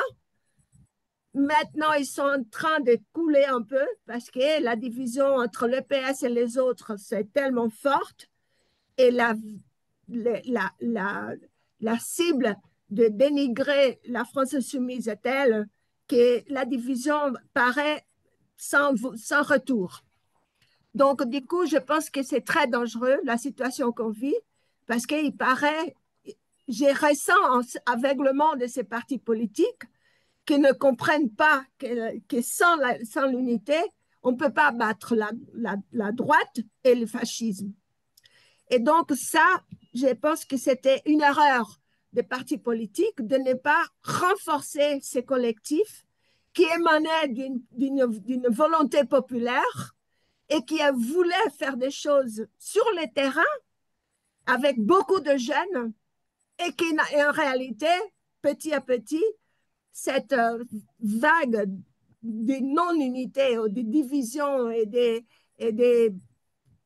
vraiment des campagnes très, très désagréables a commencé à s'affaiblir, ces collectifs. Et c'est là que je pense qu'on a raté le coup parce que, à mon avis, il fallait renforcer ces collectifs exactement pour aller sur les terrains, pour enlever cette envie et cette volonté électoraliste des partis politiques et l'institutionnalisation de la politique qui c'est vraiment une tare de ces partis. Donc, je pense que peut-être on peut récupérer encore, mais en réalité, on est en plein descente de cette expérience, ce qui est très dommage. J'ai fini. Je m'étais inscrit, je veux bien dire un mot, et puis si personne d'autre s'inscrit, peut-être vous redonner la parole, Dawari, Zouina, Omar, Malika. Une réflexion à partir, moi, de l'expérience dans les villes où j'ai habité, où j'habite, Poitiers et Montreuil, et puis après une question. Euh, Moi, j'ai l'impression à partir de ces expériences, un des freins, c'est aussi, un des obstacles, c'est aussi l'électoralisme des organisations politiques, quoi. C'est-à-dire, ils se réveillent au moment où il y a les élections, ou un an ou deux avant, et puis il n'y a pas l'idée ou l'organisation pour faire du travail de terrain avec les militants des quartiers populaires le reste du temps, quoi. Alors, un témoignage, moi j'étais à Poitiers donc en 2014. Et alors, bon, je faisais partie, à l'époque j'étais à Ensemble, peu importe, et en discutant avec les gens, je leur disais, mais il faudrait faire des trucs avec les Couronneries, qui est le principal quartier près de la ville, avec des quartiers populaires racisés. Et vraiment, les gens disaient, mais c'est impossible. On aimerait bien, mais en fait, c'est impossible. On a déjà essayé. Et je leur disais, mais vous avez essayé quoi en fait? Ils disaient, bah, on a essayé de venir faire du boitage, on a essayé de faire des meetings là-bas. Je disais, mais vous avez rien essayé du tout en fait. Vous avez essayé de prendre des voix au moment des élections. Voilà. Et il y avait vraiment un truc de logiciel. Alors, c'était il y a 10 ans. J'ai l'impression quand même que ce logiciel continue à exister dans une partie de la gauche, y compris radicale, compris anticapitaliste, hein. Le truc de on peut pas, c'est pas possible parce qu'on se connaît pas, mais c'est de ta faute si si on se connaît pas en fait. Donc il y a un truc vraiment. Et par ailleurs, ça a un petit peu évolué à Poitiers de ce que je vois là maintenant, j'y habite plus, mais c'est la question que je voulais poser après, le phénomène assez compliqué des fausses listes citoyennes, quoi. C'est-à-dire des listes citoyennes portées par les organisations politiques qui en fait sont juste une manière de neutraliser, déminer, éventuellement euh, d'aller coopter une ou deux personnes ou de faire semblant qu'il y a une dynamique citoyenne. Et ce truc-là est assez problématique. Et si justement il n'y a pas une organisation déjà existante, le reste du temps, pas au moment des élections, qui est légitime, bah ça me paraît difficile en fait, ce truc. Donc j'ai posé ma question à partir de ça. Euh, et Louise, bah voilà, il y a quelqu'un de Poitiers aussi. Et pour Montreuil, bon, c'est assez particulier. C'est une ville de gauche, quasiment 80% d'électeurs, d'électrices de gauche. Il y a la, un maire qui est de gauche avec à la fois des choses intéressantes, positives et des gros problèmes, notamment sur la question du logement et aussi par rapport au foyer de travailleurs migrants, la manière dont ils participent à la politique dégueulasse en fait nationale et plein d'autres choses. Bon, et là, il y a aussi un autre problème, une autre difficulté, c'est que comment dire, c'est tellement saturé de politique le reste du temps. Il y a tellement le maire qui est ultra présent. Et puis aussi, voilà, qu'en fait, quand on va, comme on a essayé de le faire avec des camarades d'égalité ou autres, discuter vraiment dans les quartiers les plus populaires, les Morillons, Lannou, etc., bah, à la fois, ils connaissent, c'est un peu à l'ancienne du PC, quoi. Ils connaissent vachement le maire qui aide les associations, etc. Donc pour eux, la politique, c'est ça. Et en même temps, c'est une politique complètement dépolitisante qui donne pas du tout la place à une vraie participation. Mais là, il y a un problème aussi d'imaginer que c'est possible autre chose, quoi. Et ça, à mon avis, ça passe aussi, et c'est un peu ce que certaines essaient de faire et à quoi on essaie de participer, par le fait de bah, faire de la politique tout le temps et d'arriver au moment des élections municipales, mais de la politique y compris au niveau institutionnel, et voilà, et tout le temps, et d'arriver au moment des unes municipales en étant assez fort pour dire non, c'est pas vous qui allez exprimer toute la gauche, c'est pas vous qui allez faire tout. Et on veut vraiment, on a les moyens d'empêcher que finalement vous cooptiez notre voix. Donc voilà, ma question c'était, il y en aurait plein derrière, il y a aussi qu'est-ce qui a changé depuis 10 ans et tout. Vous y avez déjà un peu répondu, mais comment faire avec la manière dont la gauche, disons, qui n'est pas notre gauche, euh, institutionnelle, euh, essaye malgré tout soit d'instrumentaliser le milieu associatif et tout, pas que avec le clientélisme, mais aussi de déminer quelque chose d'autre, d'empêcher qu'une autre voix euh, s'exprime et s'organise, et avec un truc hyper électoraliste assez, enfin, qui moi m'a paru dans ces deux cas assez difficile en fait à contrer. Est-ce qu'il y a d'autres, donc Louise, oui, voulait parler, et Stéphane. Bonjour, il faudrait que je vois ma caméra. Oui, je suis de Poitiers. On s'est déjà croisés. Alexis, je fais partie. Bon, c'est pour dire d'où je parle, hein, comme l'a dit tout à l'heure Malika. À Poitiers, je fais partie de l'association Raison d'Agir, du collectif Uni contre le racisme, qui est un collectif entre Raison d'Agir, la LDH, le Toit du Monde, etc. Voilà. Et sur Poitiers, alors je parle en mon nom, hein, je n'avais pas prévu de parler, puis je suis pas la plus habilitée, la plus apte à parler de ça, mais sur Poitiers, on a commencé une aventure qui s'appelle Poitiers Populaire, qui a une forme d'association pour le moment. Notre objectif, alors de quoi on est composé? Euh, En fait, il faut revenir un petit peu à l'historique de Poitiers. Sur les deux élections municipales précédentes, il y avait des listes qui s'appelaient Ozon Poitiers, euh, qui ont fait partie de la municipalité il y a deux mandats, et puis la dernière fois qui n'en ont pas fait partie du tout. Euh, On a, aux dernières élections, il y a eu une constitution d'une liste qui s'appelle Poitiers Collectif, qui est constituée d'écologistes et de citoyens.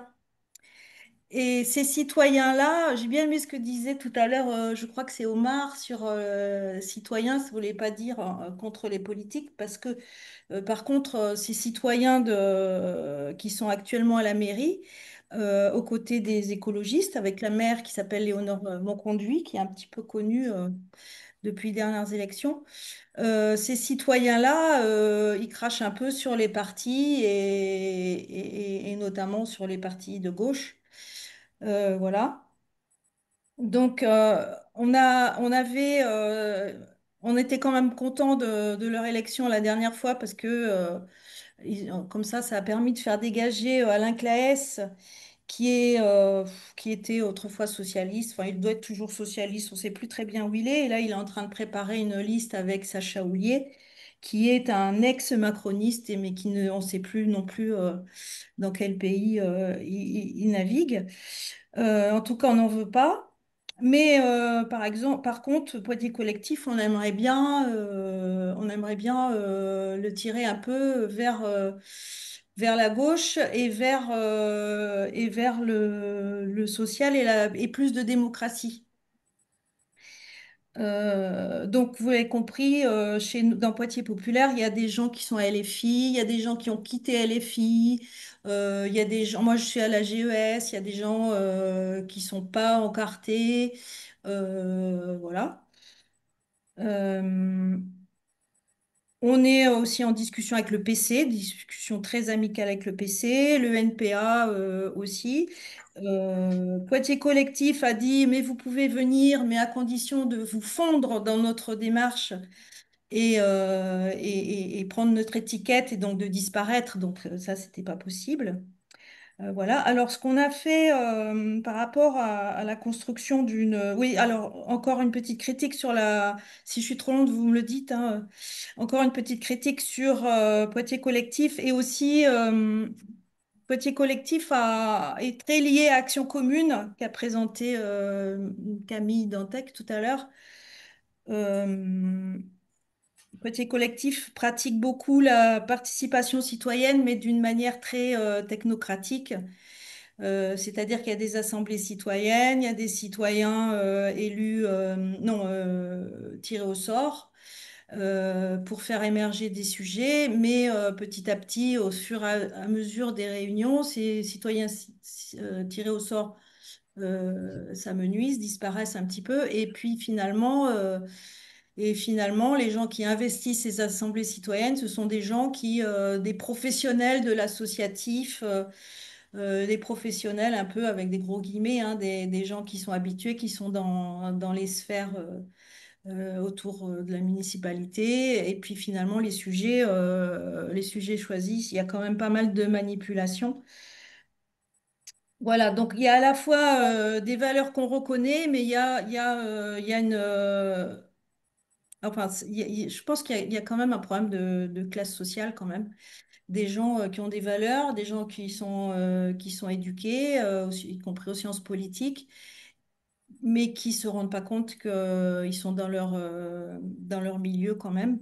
Alors nous, qu'est-ce qu'on fait? On a depuis plusieurs mois, on fait du porte-à-porte dans les quartiers. On a déjà fait 7 quartiers différents où interroge les habitants sur comment ils sentent leur quartier, comment ils sentent aussi à la question des transports, de bus, de vélos, de voitures, parce que c'est un sujet important sur Poitiers, d'ailleurs grâce à la nouvelle municipalité, hein, donc il y a une question de 30 à l'heure, il y a des développements de voies cyclables, il y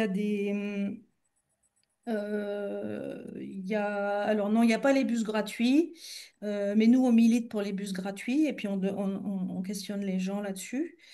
Euh, donc, on les interroge sur comment ils vivent leur quartier et puis comment ils voient Poitiers, quels sont les sujets qui peuvent les intéresser.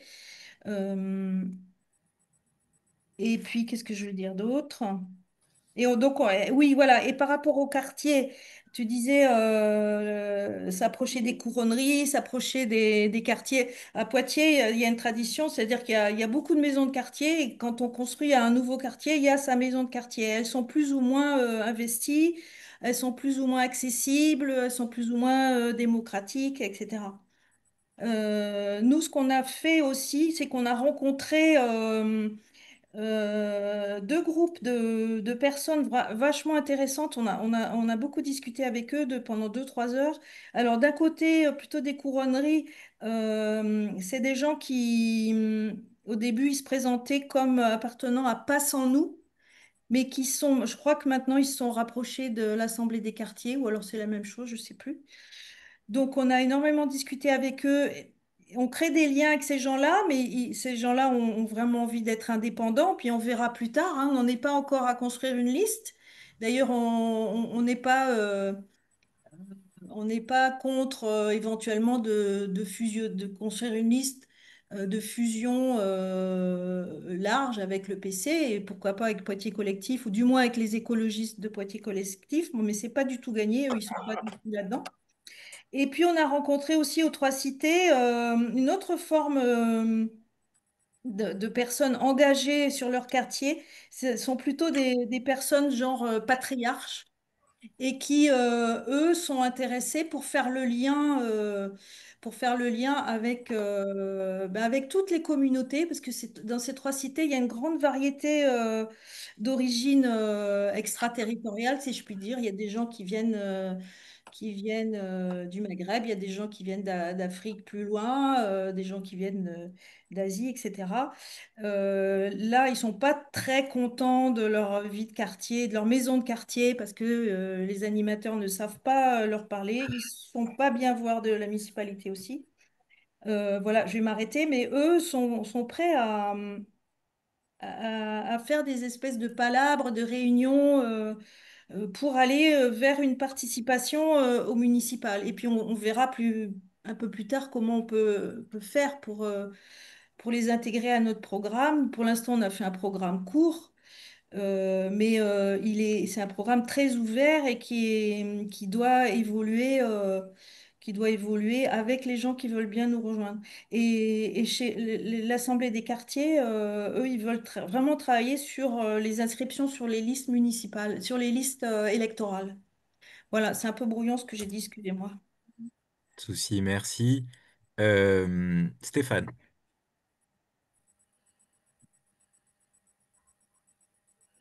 Bonsoir, vous m'entendez en fait, ça va? Vous m'entendez correct? Ok. Déjà, je voudrais vous remercier pour la qualité en fait des interventions parce que vraiment c'est extrêmement intéressant en fait ce soir. Donc Stéphane, moi je suis en fait du groupe GEP, donc Cause écologique et populaire.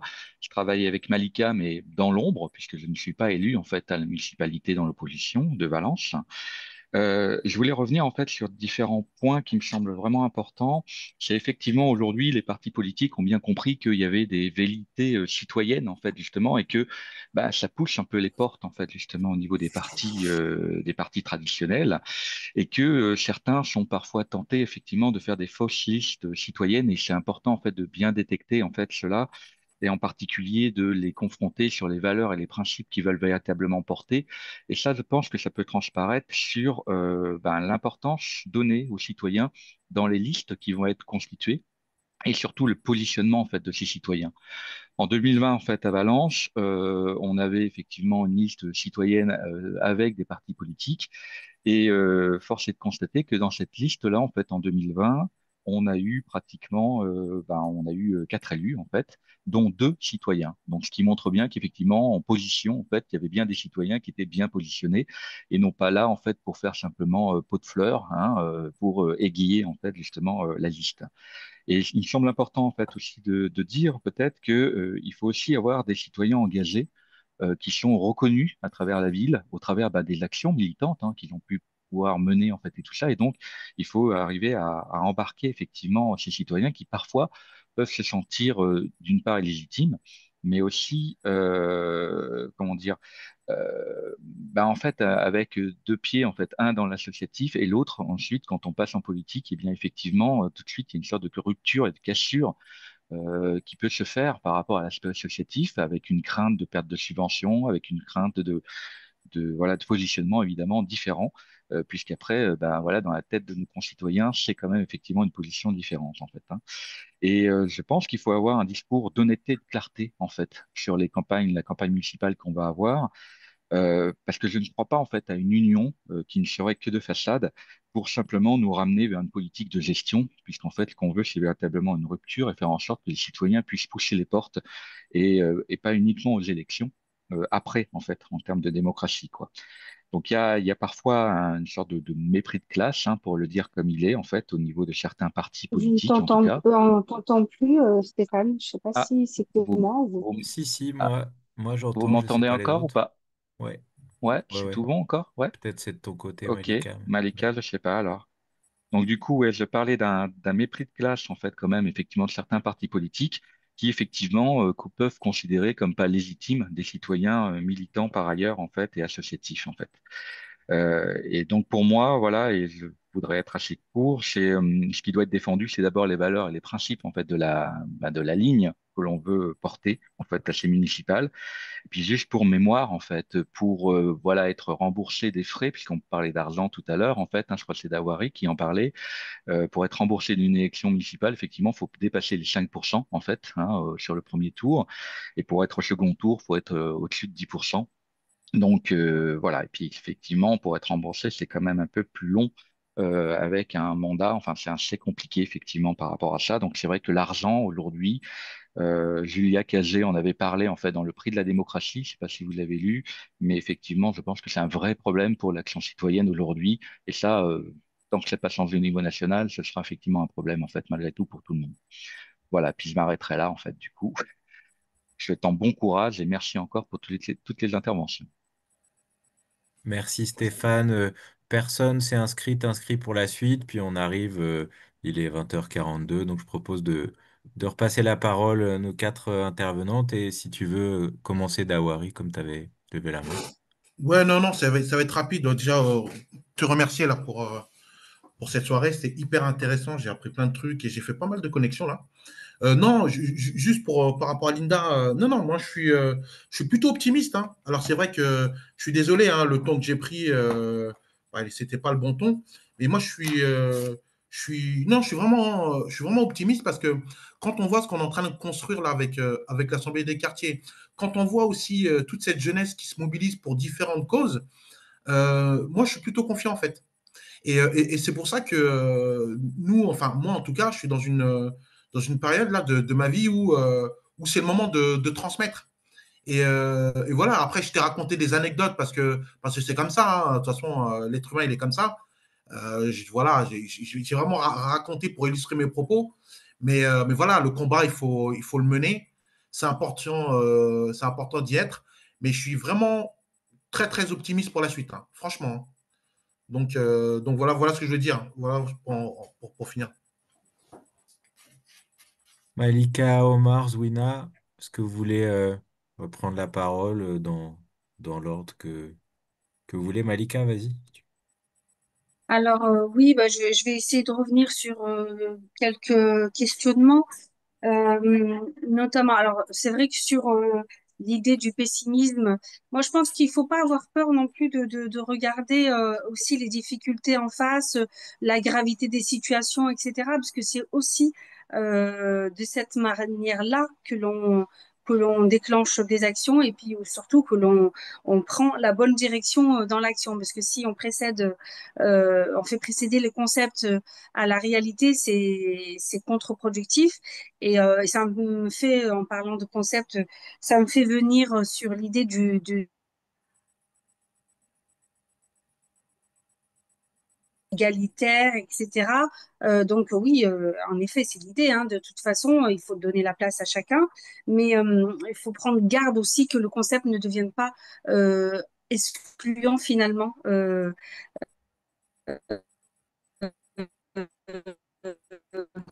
Parce que il y a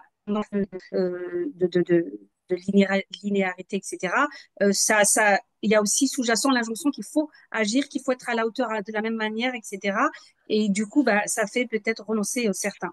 Donc oui, le rassemblement, les méthodes démocratiques, etc., citoyennistes, avec vraiment l'idée de se rapprocher à la réalité des profils, etc.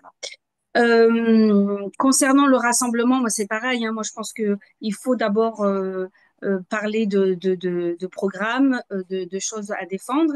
Et bon, j'ai un petit peu du mal avec l'idée de se dire, bon, c'est aussi les termes que j'ai utilisés, hein, aller impliquer les quartiers populaires, ces gens-là, etc.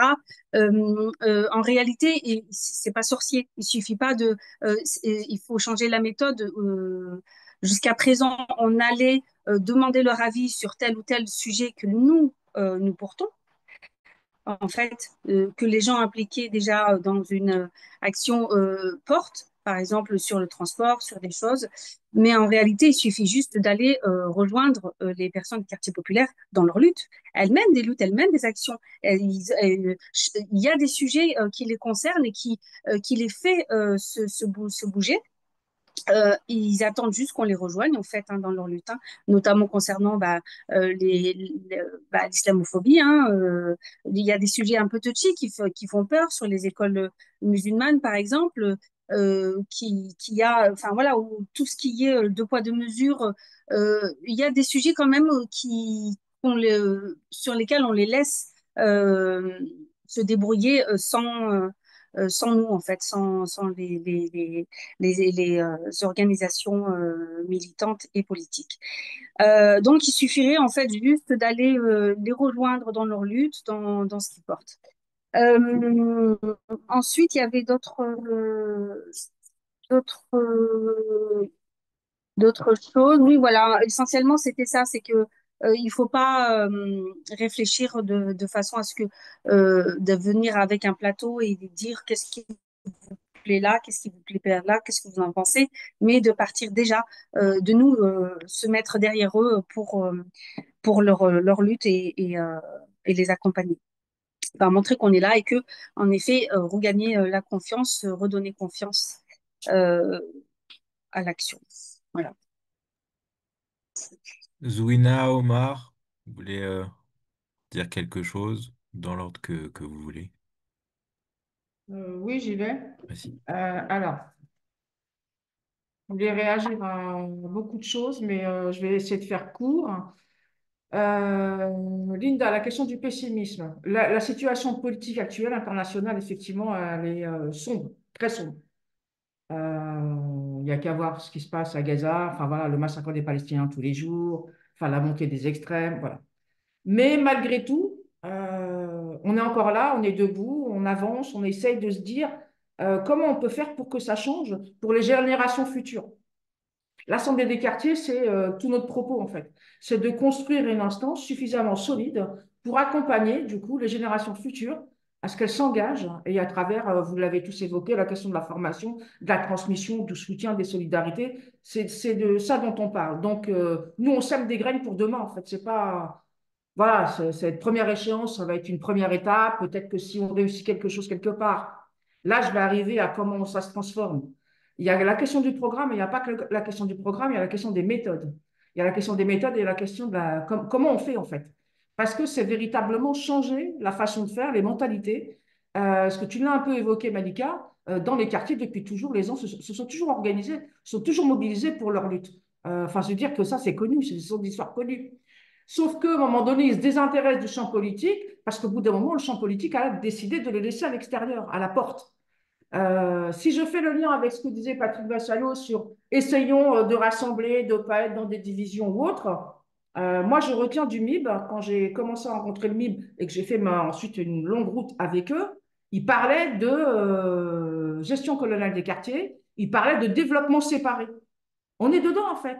Chaque politique publique, c'est un développement séparé. C'est-à-dire qu'on ne met pas la même chose dans les centres-villes, les zones pavillonnaires et dans les quartiers. Voilà. Donc, nous, on veut rétablir l'équilibre. Donc, certes, l'Assemblée des quartiers, on porte haut et fort la question des quartiers comme étant une priorité, parce que dans les termes, dans les slogans, dans les annonces, tout le monde en parle, mais dans les faits, on n'y est pas. Le compte n'y est pas. Donc, nous, on le porte, mais bien évidemment, on s'inscrit dans un collectif beaucoup plus large, global. Mais on va être sur cette défense-là. Et c'est ça qu'on met en avant. C'est ça qu'on tente de dire et on veut que ça change. Et si demain on réussit à avoir ne serait-ce une ville, avec le label Assemblée des quartiers, avec une équipe véritablement en place, au pouvoir, qui commence à montrer comment on peut faire de la politique autrement en impliquant les habitants sur les sujets qui les concernent, bon voilà, essayons au moins une ville.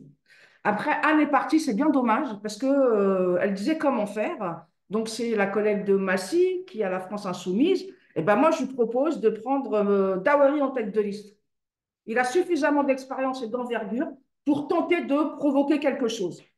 Et quand je disais dans mon propos au tout début, c'est important d'avoir une équipe d'élus, mais il n'y a pas que les élus. Il y a transformer, parce que c'est Omar qui disait, dans la plupart des territoires, le premier employeur, c'est la collectivité.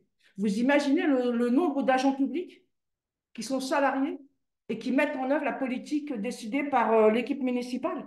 Eh bien, eux aussi, il faut les accompagner, il faut les former de manière à ce que demain, ils travaillent différemment et que la question du service public, elles soient véritablement en soutien des populations sur les questions qui les concernent, que ce soit la culture, l'école, l'enfance, la prévention, tout ce qu'on souhaite, tout ce qu'on souhaite. Et du coup, on va demander à ces agents de travailler différemment et d'être au plus près des habitants. Et quand je disais il faut inventer, peut-être qu'il faut inventer une nouvelle forme d'intervention sur les territoires. Je vais prendre un autre exemple. Moi, j'ai grandi au Tilleul, c'est un quartier de Blanc-Ménil, l'un des plus gros quartiers, près de 15 000 habitants. Il y a un projet en rue décidé par l'équipe municipale qui décide tout simplement de raser le quartier. Bah, 15 000 habitants qui n'ont pas leur mot à dire c'est quand même pas rien. Il y a des villages, ils ont des équipes, des maires, des municipalités, ils sont moins que ça. Ils sont 500, 600, 1000, 2000, et on les entend. Il y a du pouvoir politique. Bon, réfléchissons à ce que dans ces quartiers, on réinvente quelque chose qui soit de l'ordre du pouvoir politique donné aux habitants pour participer aux décisions qui les concernent. Et un dernier sujet, parce qu'on a beaucoup parlé des citoyennes, le collectif citoyen. Moi, je voudrais évoquer une expérience à Blanc-Ménil, parce que du coup, ce n'est pas parce qu'on est citoyen, collectif citoyen, que tout est bon, hein. Non, pas du tout. Il y a aussi là des choses à aller regarder de près qui sont limites. Et moi, j'ai vécu en tout cas une élection en 2014. Il y avait Blanc-Ménil, mais ce n'était pas que Blanc-Ménil, où des collectifs citoyens ont émergé, soutenus, accompagnés par des promoteurs de ce dispositif, avec quand même un mot d'ordre à l'époque, parce que je me suis suffisamment frité politiquement avec eux, hein, où on disait, peu importe finalement avec qui tu rentres, l'essentiel c'est de faire partie de l'équipe municipale, de prendre le pouvoir, gauche-droite, c'est tous la même chose, il n'y a pas de différence, ce qui est faux, ce qui est fondamentalement faux. Là, le projet, il n'est pas le même. Et je vous dis ça parce que du coup, il y a un maire qui a été élu en 2014 grâce à ces dynamiques de collectifs citoyens issus des quartiers. Et lui, à peine, même pas un an après, c'était une première en Seine-Saint-Denis, le Front National est venu organiser du coup sa conférence de presse pour le lancement de son projet politique avec Florian Philippot, avec Bardella. C'était une première. Front National à Blanc-Ménil dans les équipements publics. Alors ça, c'est un exemple. Et on a le directeur de cabinet du maire qui est devenu sénateur, mais on ne sait plus si il est et sénateur et maire, malgré le fait qu'il y a pas de cumul possible. Je vous dis ça, c'est parce que son directeur de cabinet, c'est le porte-parole de Éric Zemmour lors de la campagne des présidentielles 2022. Donc, on a installé au pouvoir des gens véritablement dont l'objet, c'est de nous faire partir de ce territoire. Donc, collectif citoyen, OK, mais la question, c'est quoi le projet, c'est quoi le contenu? C'est pour ça que du coup, ce qui m'a intéressé, moi, dans le projet de l'Assemblée des quartiers, c'est de dire, il y a une instance politique qui va accompagner là où on apporte un soutien, un label, en disant, OK, l'Assemblée vous soutient, mais à la condition que, et du coup, le programme soit respecté, que les enjeux soient tenus, qu'il y ait une véritable... Et voilà, on a comme ça une liste de 10 priorités sur lesquelles on ne lâchera pas, parce que c'est important. Et ça participe de la formation et de la transmission, et de dire tout n'est pas pareil, tout n'est pas égal. C'est pas vrai, c'est pas possible. Enfin voilà, rapidement. Je pense que je n'en dirai pas plus. J'essaie de redire ce qui me...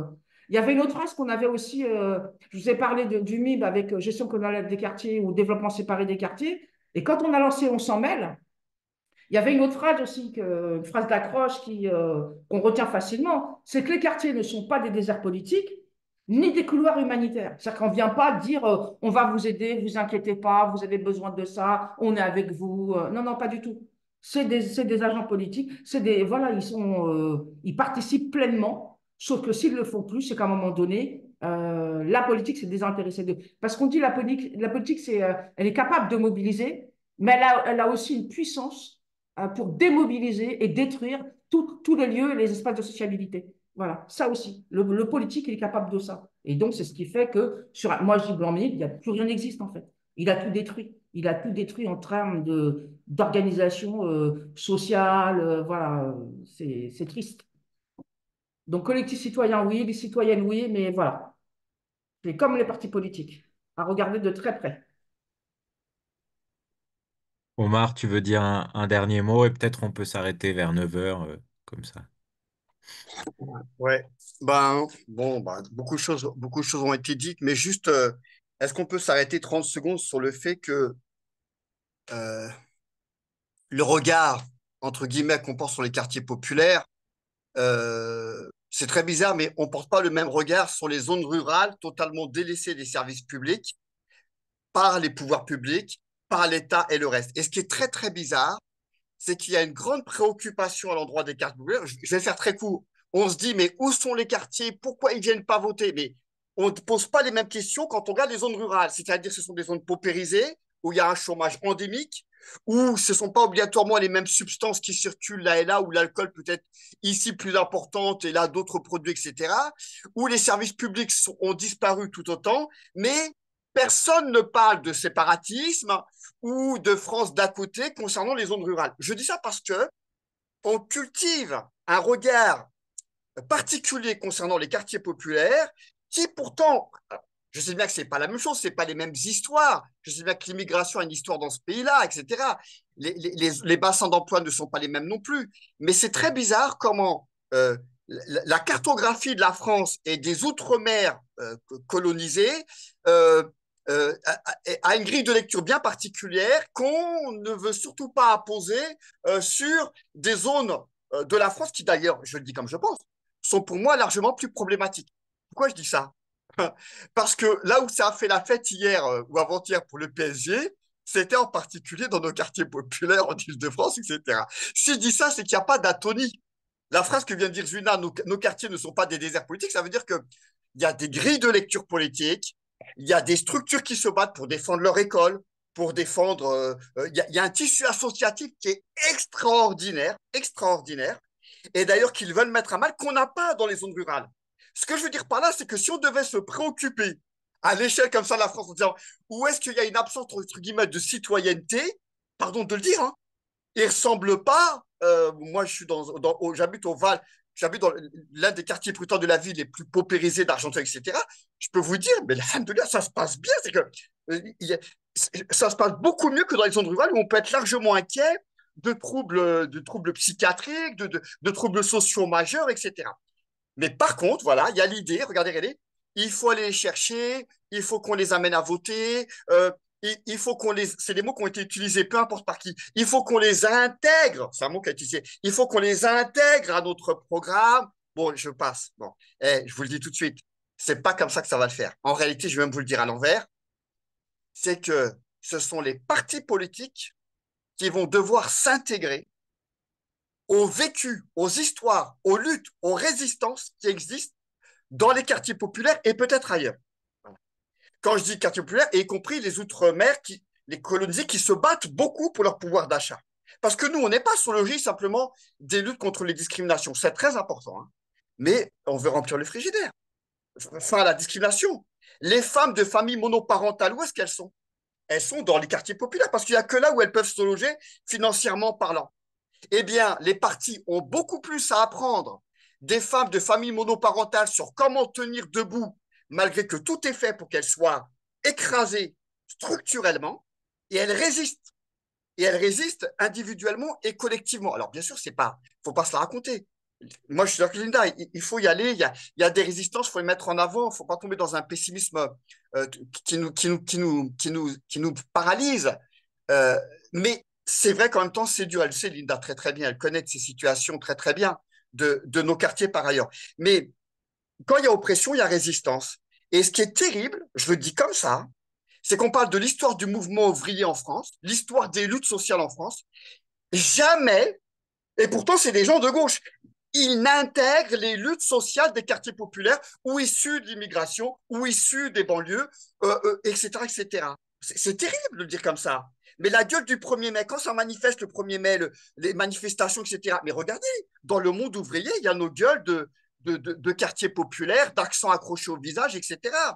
On n'en fait pas un étendard. On n'en fait pas un étendard. Mais ce qui est terrible, c'est que nos luttes sont invisibilisées. Les plus grandes luttes du logement en France, c'est dans les foyers sur la Côte-Rhin. Ce sont les luttes de l'immigration. Et pourtant, ce sont les plus paupérisés. Et je vous assure, prenez des bouquins, ou peu importe, c'est pas obligatoirement des livres, faites venir des experts, etc.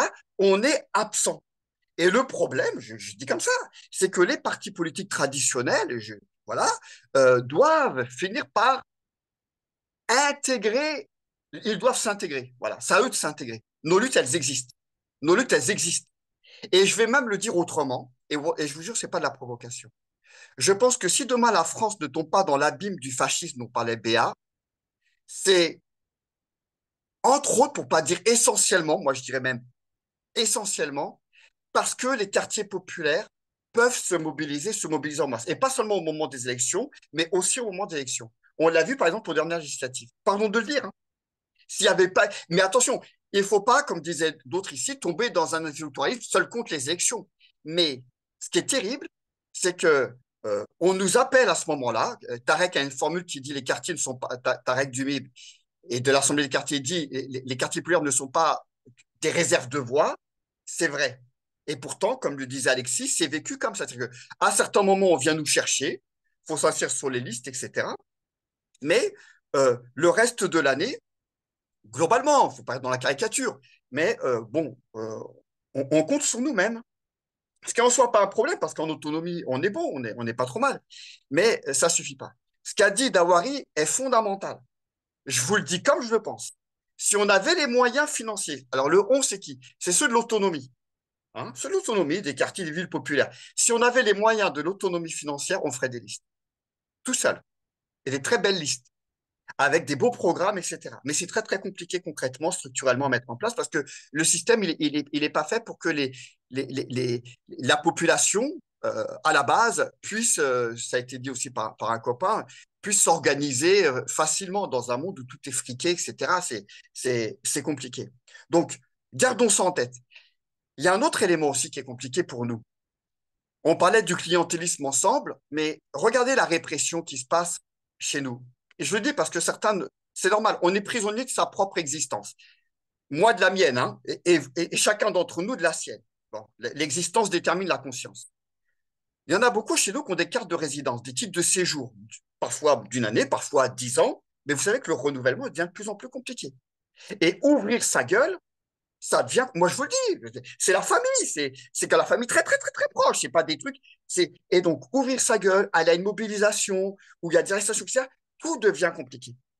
Deuxième élément, en lien avec ça, le contrat républicain que toutes les mairies maintenant appliquent, qui font qu'une association, du jour au lendemain, peut être dissoute ou le robinet des subventions coupé, au prétexte, parce que c'est une décision administrative, qu'il y a peut-être du communautarisme, c'est pas très loin de l'islam, etc., etc. Et donc, il y a plein d'associations dans ma ville, super tissues, qui sont tétanisées par rapport à ça et qui ne peuvent pas signer ou venir à un rassemblement parce qu'ils ont peur des budgets qui ne vont pas venir sur tel ou tel projet. Ça, c'est pas rien. Troisième élément des tâches de la fusée, si on veut, mais il y en a plein des comme ça. En février 2024, il y avait environ 600 personnes qui étaient poursuivies pour apologie du terrorisme parce qu'ils avaient sur les réseaux sociaux. Et je ne parle pas des grandes têtes d'affiche, hein. Rima Hassan, qui est une sœur qu'on adore, les camarades de la LFI, du NPA, Siam Asba qu'on connaît bien, ou des imams. Ceux-là, ils ont la lumière. Mais il y a 600 personnes en février 2024 qui sont poursuivies pour apologie du terrorisme parce qu'ils ont marqué leur solidarité avec la Palestine et qu'ils ont critiqué l'État d'Israël, sioniste, raciste, colonialiste, etc. Et c'est dans l'ombre. Vous imaginez, on peut développer. Il y a une répression, les violences policières au quotidien dans nos quartiers. Il y a une répression féroce. Quand je dis violence policière, il faut qu'on se comprenne. Un individu n'a rien à se reprocher. Il peut ouvrir sa gueule. Mais son frère ou son cousin est connu des services de la police. Il va demander un réajustement de sa peine, etc. Et en fait, il est prisonnier de ça. On en a plein des comme ça. C'est des situations à la fois personnelles et collectives. Autrement dit, on a une répression dans nos quartiers tout azimut, qui vient de l'échelon local ou de l'échelon national, police, justice, ben, c'est tout ça. Et bien, malgré ça, pardon de le dire, je trouve que ça bouge pas mal. Franchement, ça a de la gueule. Et il faut comprendre, je le dis, c'est pas rien. Dans les mobilisations qu'il y a eu, mobilisation entre guillemets, la fête autour de la victoire du PSG, c'est à la fois la victoire pour le PSG, réel, c'est des vrais footballeurs, des trucs, etc. Mais ça a été aussi, cette mobilisation à l'extérieur, c'est un exutoire. C'est la possibilité de prendre la rue pour être visible dans un entre-soi, soit de footballeurs, footballeuses, etc., mais aussi dans un entre-soi de quartier qui nous est parfois interdit. Là, il y a comme une sorte d'autorisation. Moi, je vous dis, ici, on avait les Champs-Élysées sur le Val, c'est-à-dire que tu avais 300 personnes sur une petite Dacia. C'était une dinguerie, c'était des trucs inimaginables. on voyait que tout était lâché, qu'on pouvait se lâcher un peu plus que d'habitude. Mais on sent qu'il y a une pression tellement forte que ça y va. C'est comme ça qu'il faut interpréter aussi les violences, entre comment dire, les révoltes quand il y a des violences policières, parce que c'est tout qui ressort. C'est à la fois celui ou celle qui est tombé, etc., mais c'est tout le reste qui ressort. Voilà. Et si on regarde que euh, euh, une photo et pas le scénario, pas le film dans son entièreté, eh ben on comprend rien. Et tu as des gens qui disent pourquoi ça a cramé. Mais personne n'est pour que ça crame pour que ça crame. Mais il faut comprendre qu'il y a une filmographie dans tout ça. À force de mettre des coups de pression, et ben malgré ça, ça vote quand même dans les quartiers.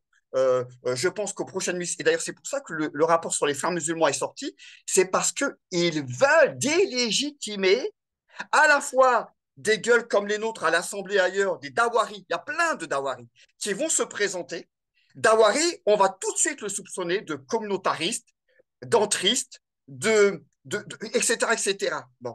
Et donc délégitimé politiquement, parce que sur sa liste, où il y a peut-être sur une liste de 50 personnes, il peut y avoir 20, 30 personnes, de personnes noires ou arabes, etc. Ça va être comme ça, en fait. C'est parce qu'ils savent bien, en réalité, que les quartiers sont sans aucun doute le dernier coup de frein à main qui existe dans ce pays-là pour que ça ne tombe pas dans l'abîme des Rotaillo, des Bardella et consorts. Quand on a dit ça, on n'a pas fini. Il faut construire derrière. Il faut construire, il faut s'organiser. Comme l'a dit Zwina, nous, on ne présente pas des gens pour les présenter. Nous, ce n'est pas la diversité pour la diversité. Elle a donné un exemple patent. Nous, il y a un contenu politique, il y a une validation politique, il y a une histoire politique. Voilà. Donc, nous, je dis comme ça, on est de gauche, avec des valeurs de gauche, c'est-à-dire les partages des richesses, lutte contre toutes les discriminations. Ça fait partie de la carte de visite. Mais quand on a dit ça, évidemment, ça ne suffit pas. Donc, voilà, l'Assemblée accompagnera. Parfois, ça se fera en dehors de l'Assemblée, c'est pas grave. Regardez ce qu'ont fait les scores aux dernières législatives. Il y a des gens qui étaient juste militants de quartier, etc., qui ont été présentés parfois pas très loin dans les listes LFI, etc., qui ont fait des scores remarquables dans le cadre des dernières législatives. Et sans doute ceux-là vont repartir encore aux prochaines municipales. C'est tous ces gens-là à qui faut donner de la force. Voilà. Bon, donc on va continuer, mais je vous jure que c'est pas facile, hein. Et viendra un jour, d'ailleurs, il faut juste l'entendre parce que ça existe déjà. Actuellement, il y a des gens des quartiers qui sont prêts à poser des listes et qui vont aller vers des gens qui ne sont pas des quartiers pour essayer de les intégrer, peut-être de les pousser à aller voter, de s'inscrire sur les listes électorales. On va inverser le scénario, d'accord? On va peut-être inverser le scénario. L'Assemblée des quartiers, c'est ça, c'est pareil. Si on va inverser le scénario, c'est-à-dire qu'on va partir de nos histoires pour aller essayer d'intégrer ailleurs. Voilà, avec le soutien de ceux et celles qui voudront. Voilà. Bon,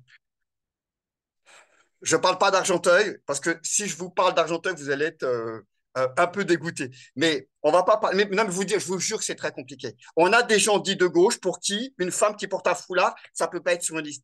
On a des gens de génération, pour qui une femme avec un foulard, ça ne peut pas être sur une liste. Regardez où on doit se battre. Regardez où on doit se battre. Alors, on va leur expliquer. C'est nous qui expliquons. Hein. On va leur expliquer. Voilà où on en est. Voilà où on en est. Voilà. Bon, mais c'est pas grave, parce que comme on a nos anciens qui ont porté des combats, on va que j'ai apporté, et puis voilà, il y a la relève et tout ça, on va y arriver. Et merci à l'équipe, à tout le monde, à Alexia, à tout le monde pour ces premiers échanges. Et juste, je finirai par un mot. Si des fois dans ta ville, il ne se passe pas grand-chose, tu as le droit d'aller aider Dawari dans sa ville, par exemple, pour coller des affiches, assister. C'est très important. Je le dis vraiment avec beaucoup de. Si des fois dans ta ville, c'est plan-plan, eh ben, regarde ce qui se passe ailleurs. Et il y a des réunions qui vont se faire, je suis sûr, à Massy et ailleurs, euh, pour organiser, voilà, aider financièrement. Tout ça, c'est ça, en fait. Hein. Il va falloir qu'on gagne des villes, quoi. Ce sont nos bases. Voilà. Merci les camarades, je pense qu'il faut qu'on s'arrête. C'était une super discussion. J'espère qu'il y aura des suites et vraiment merci à toutes et tous et à bientôt. Merci. Salut. Merci Alexis et puis merci à vous tous et à bientôt. Merci. À bientôt. Salut. Merci. Merci à tout le monde. Au revoir. Merci. Au revoir. Au revoir.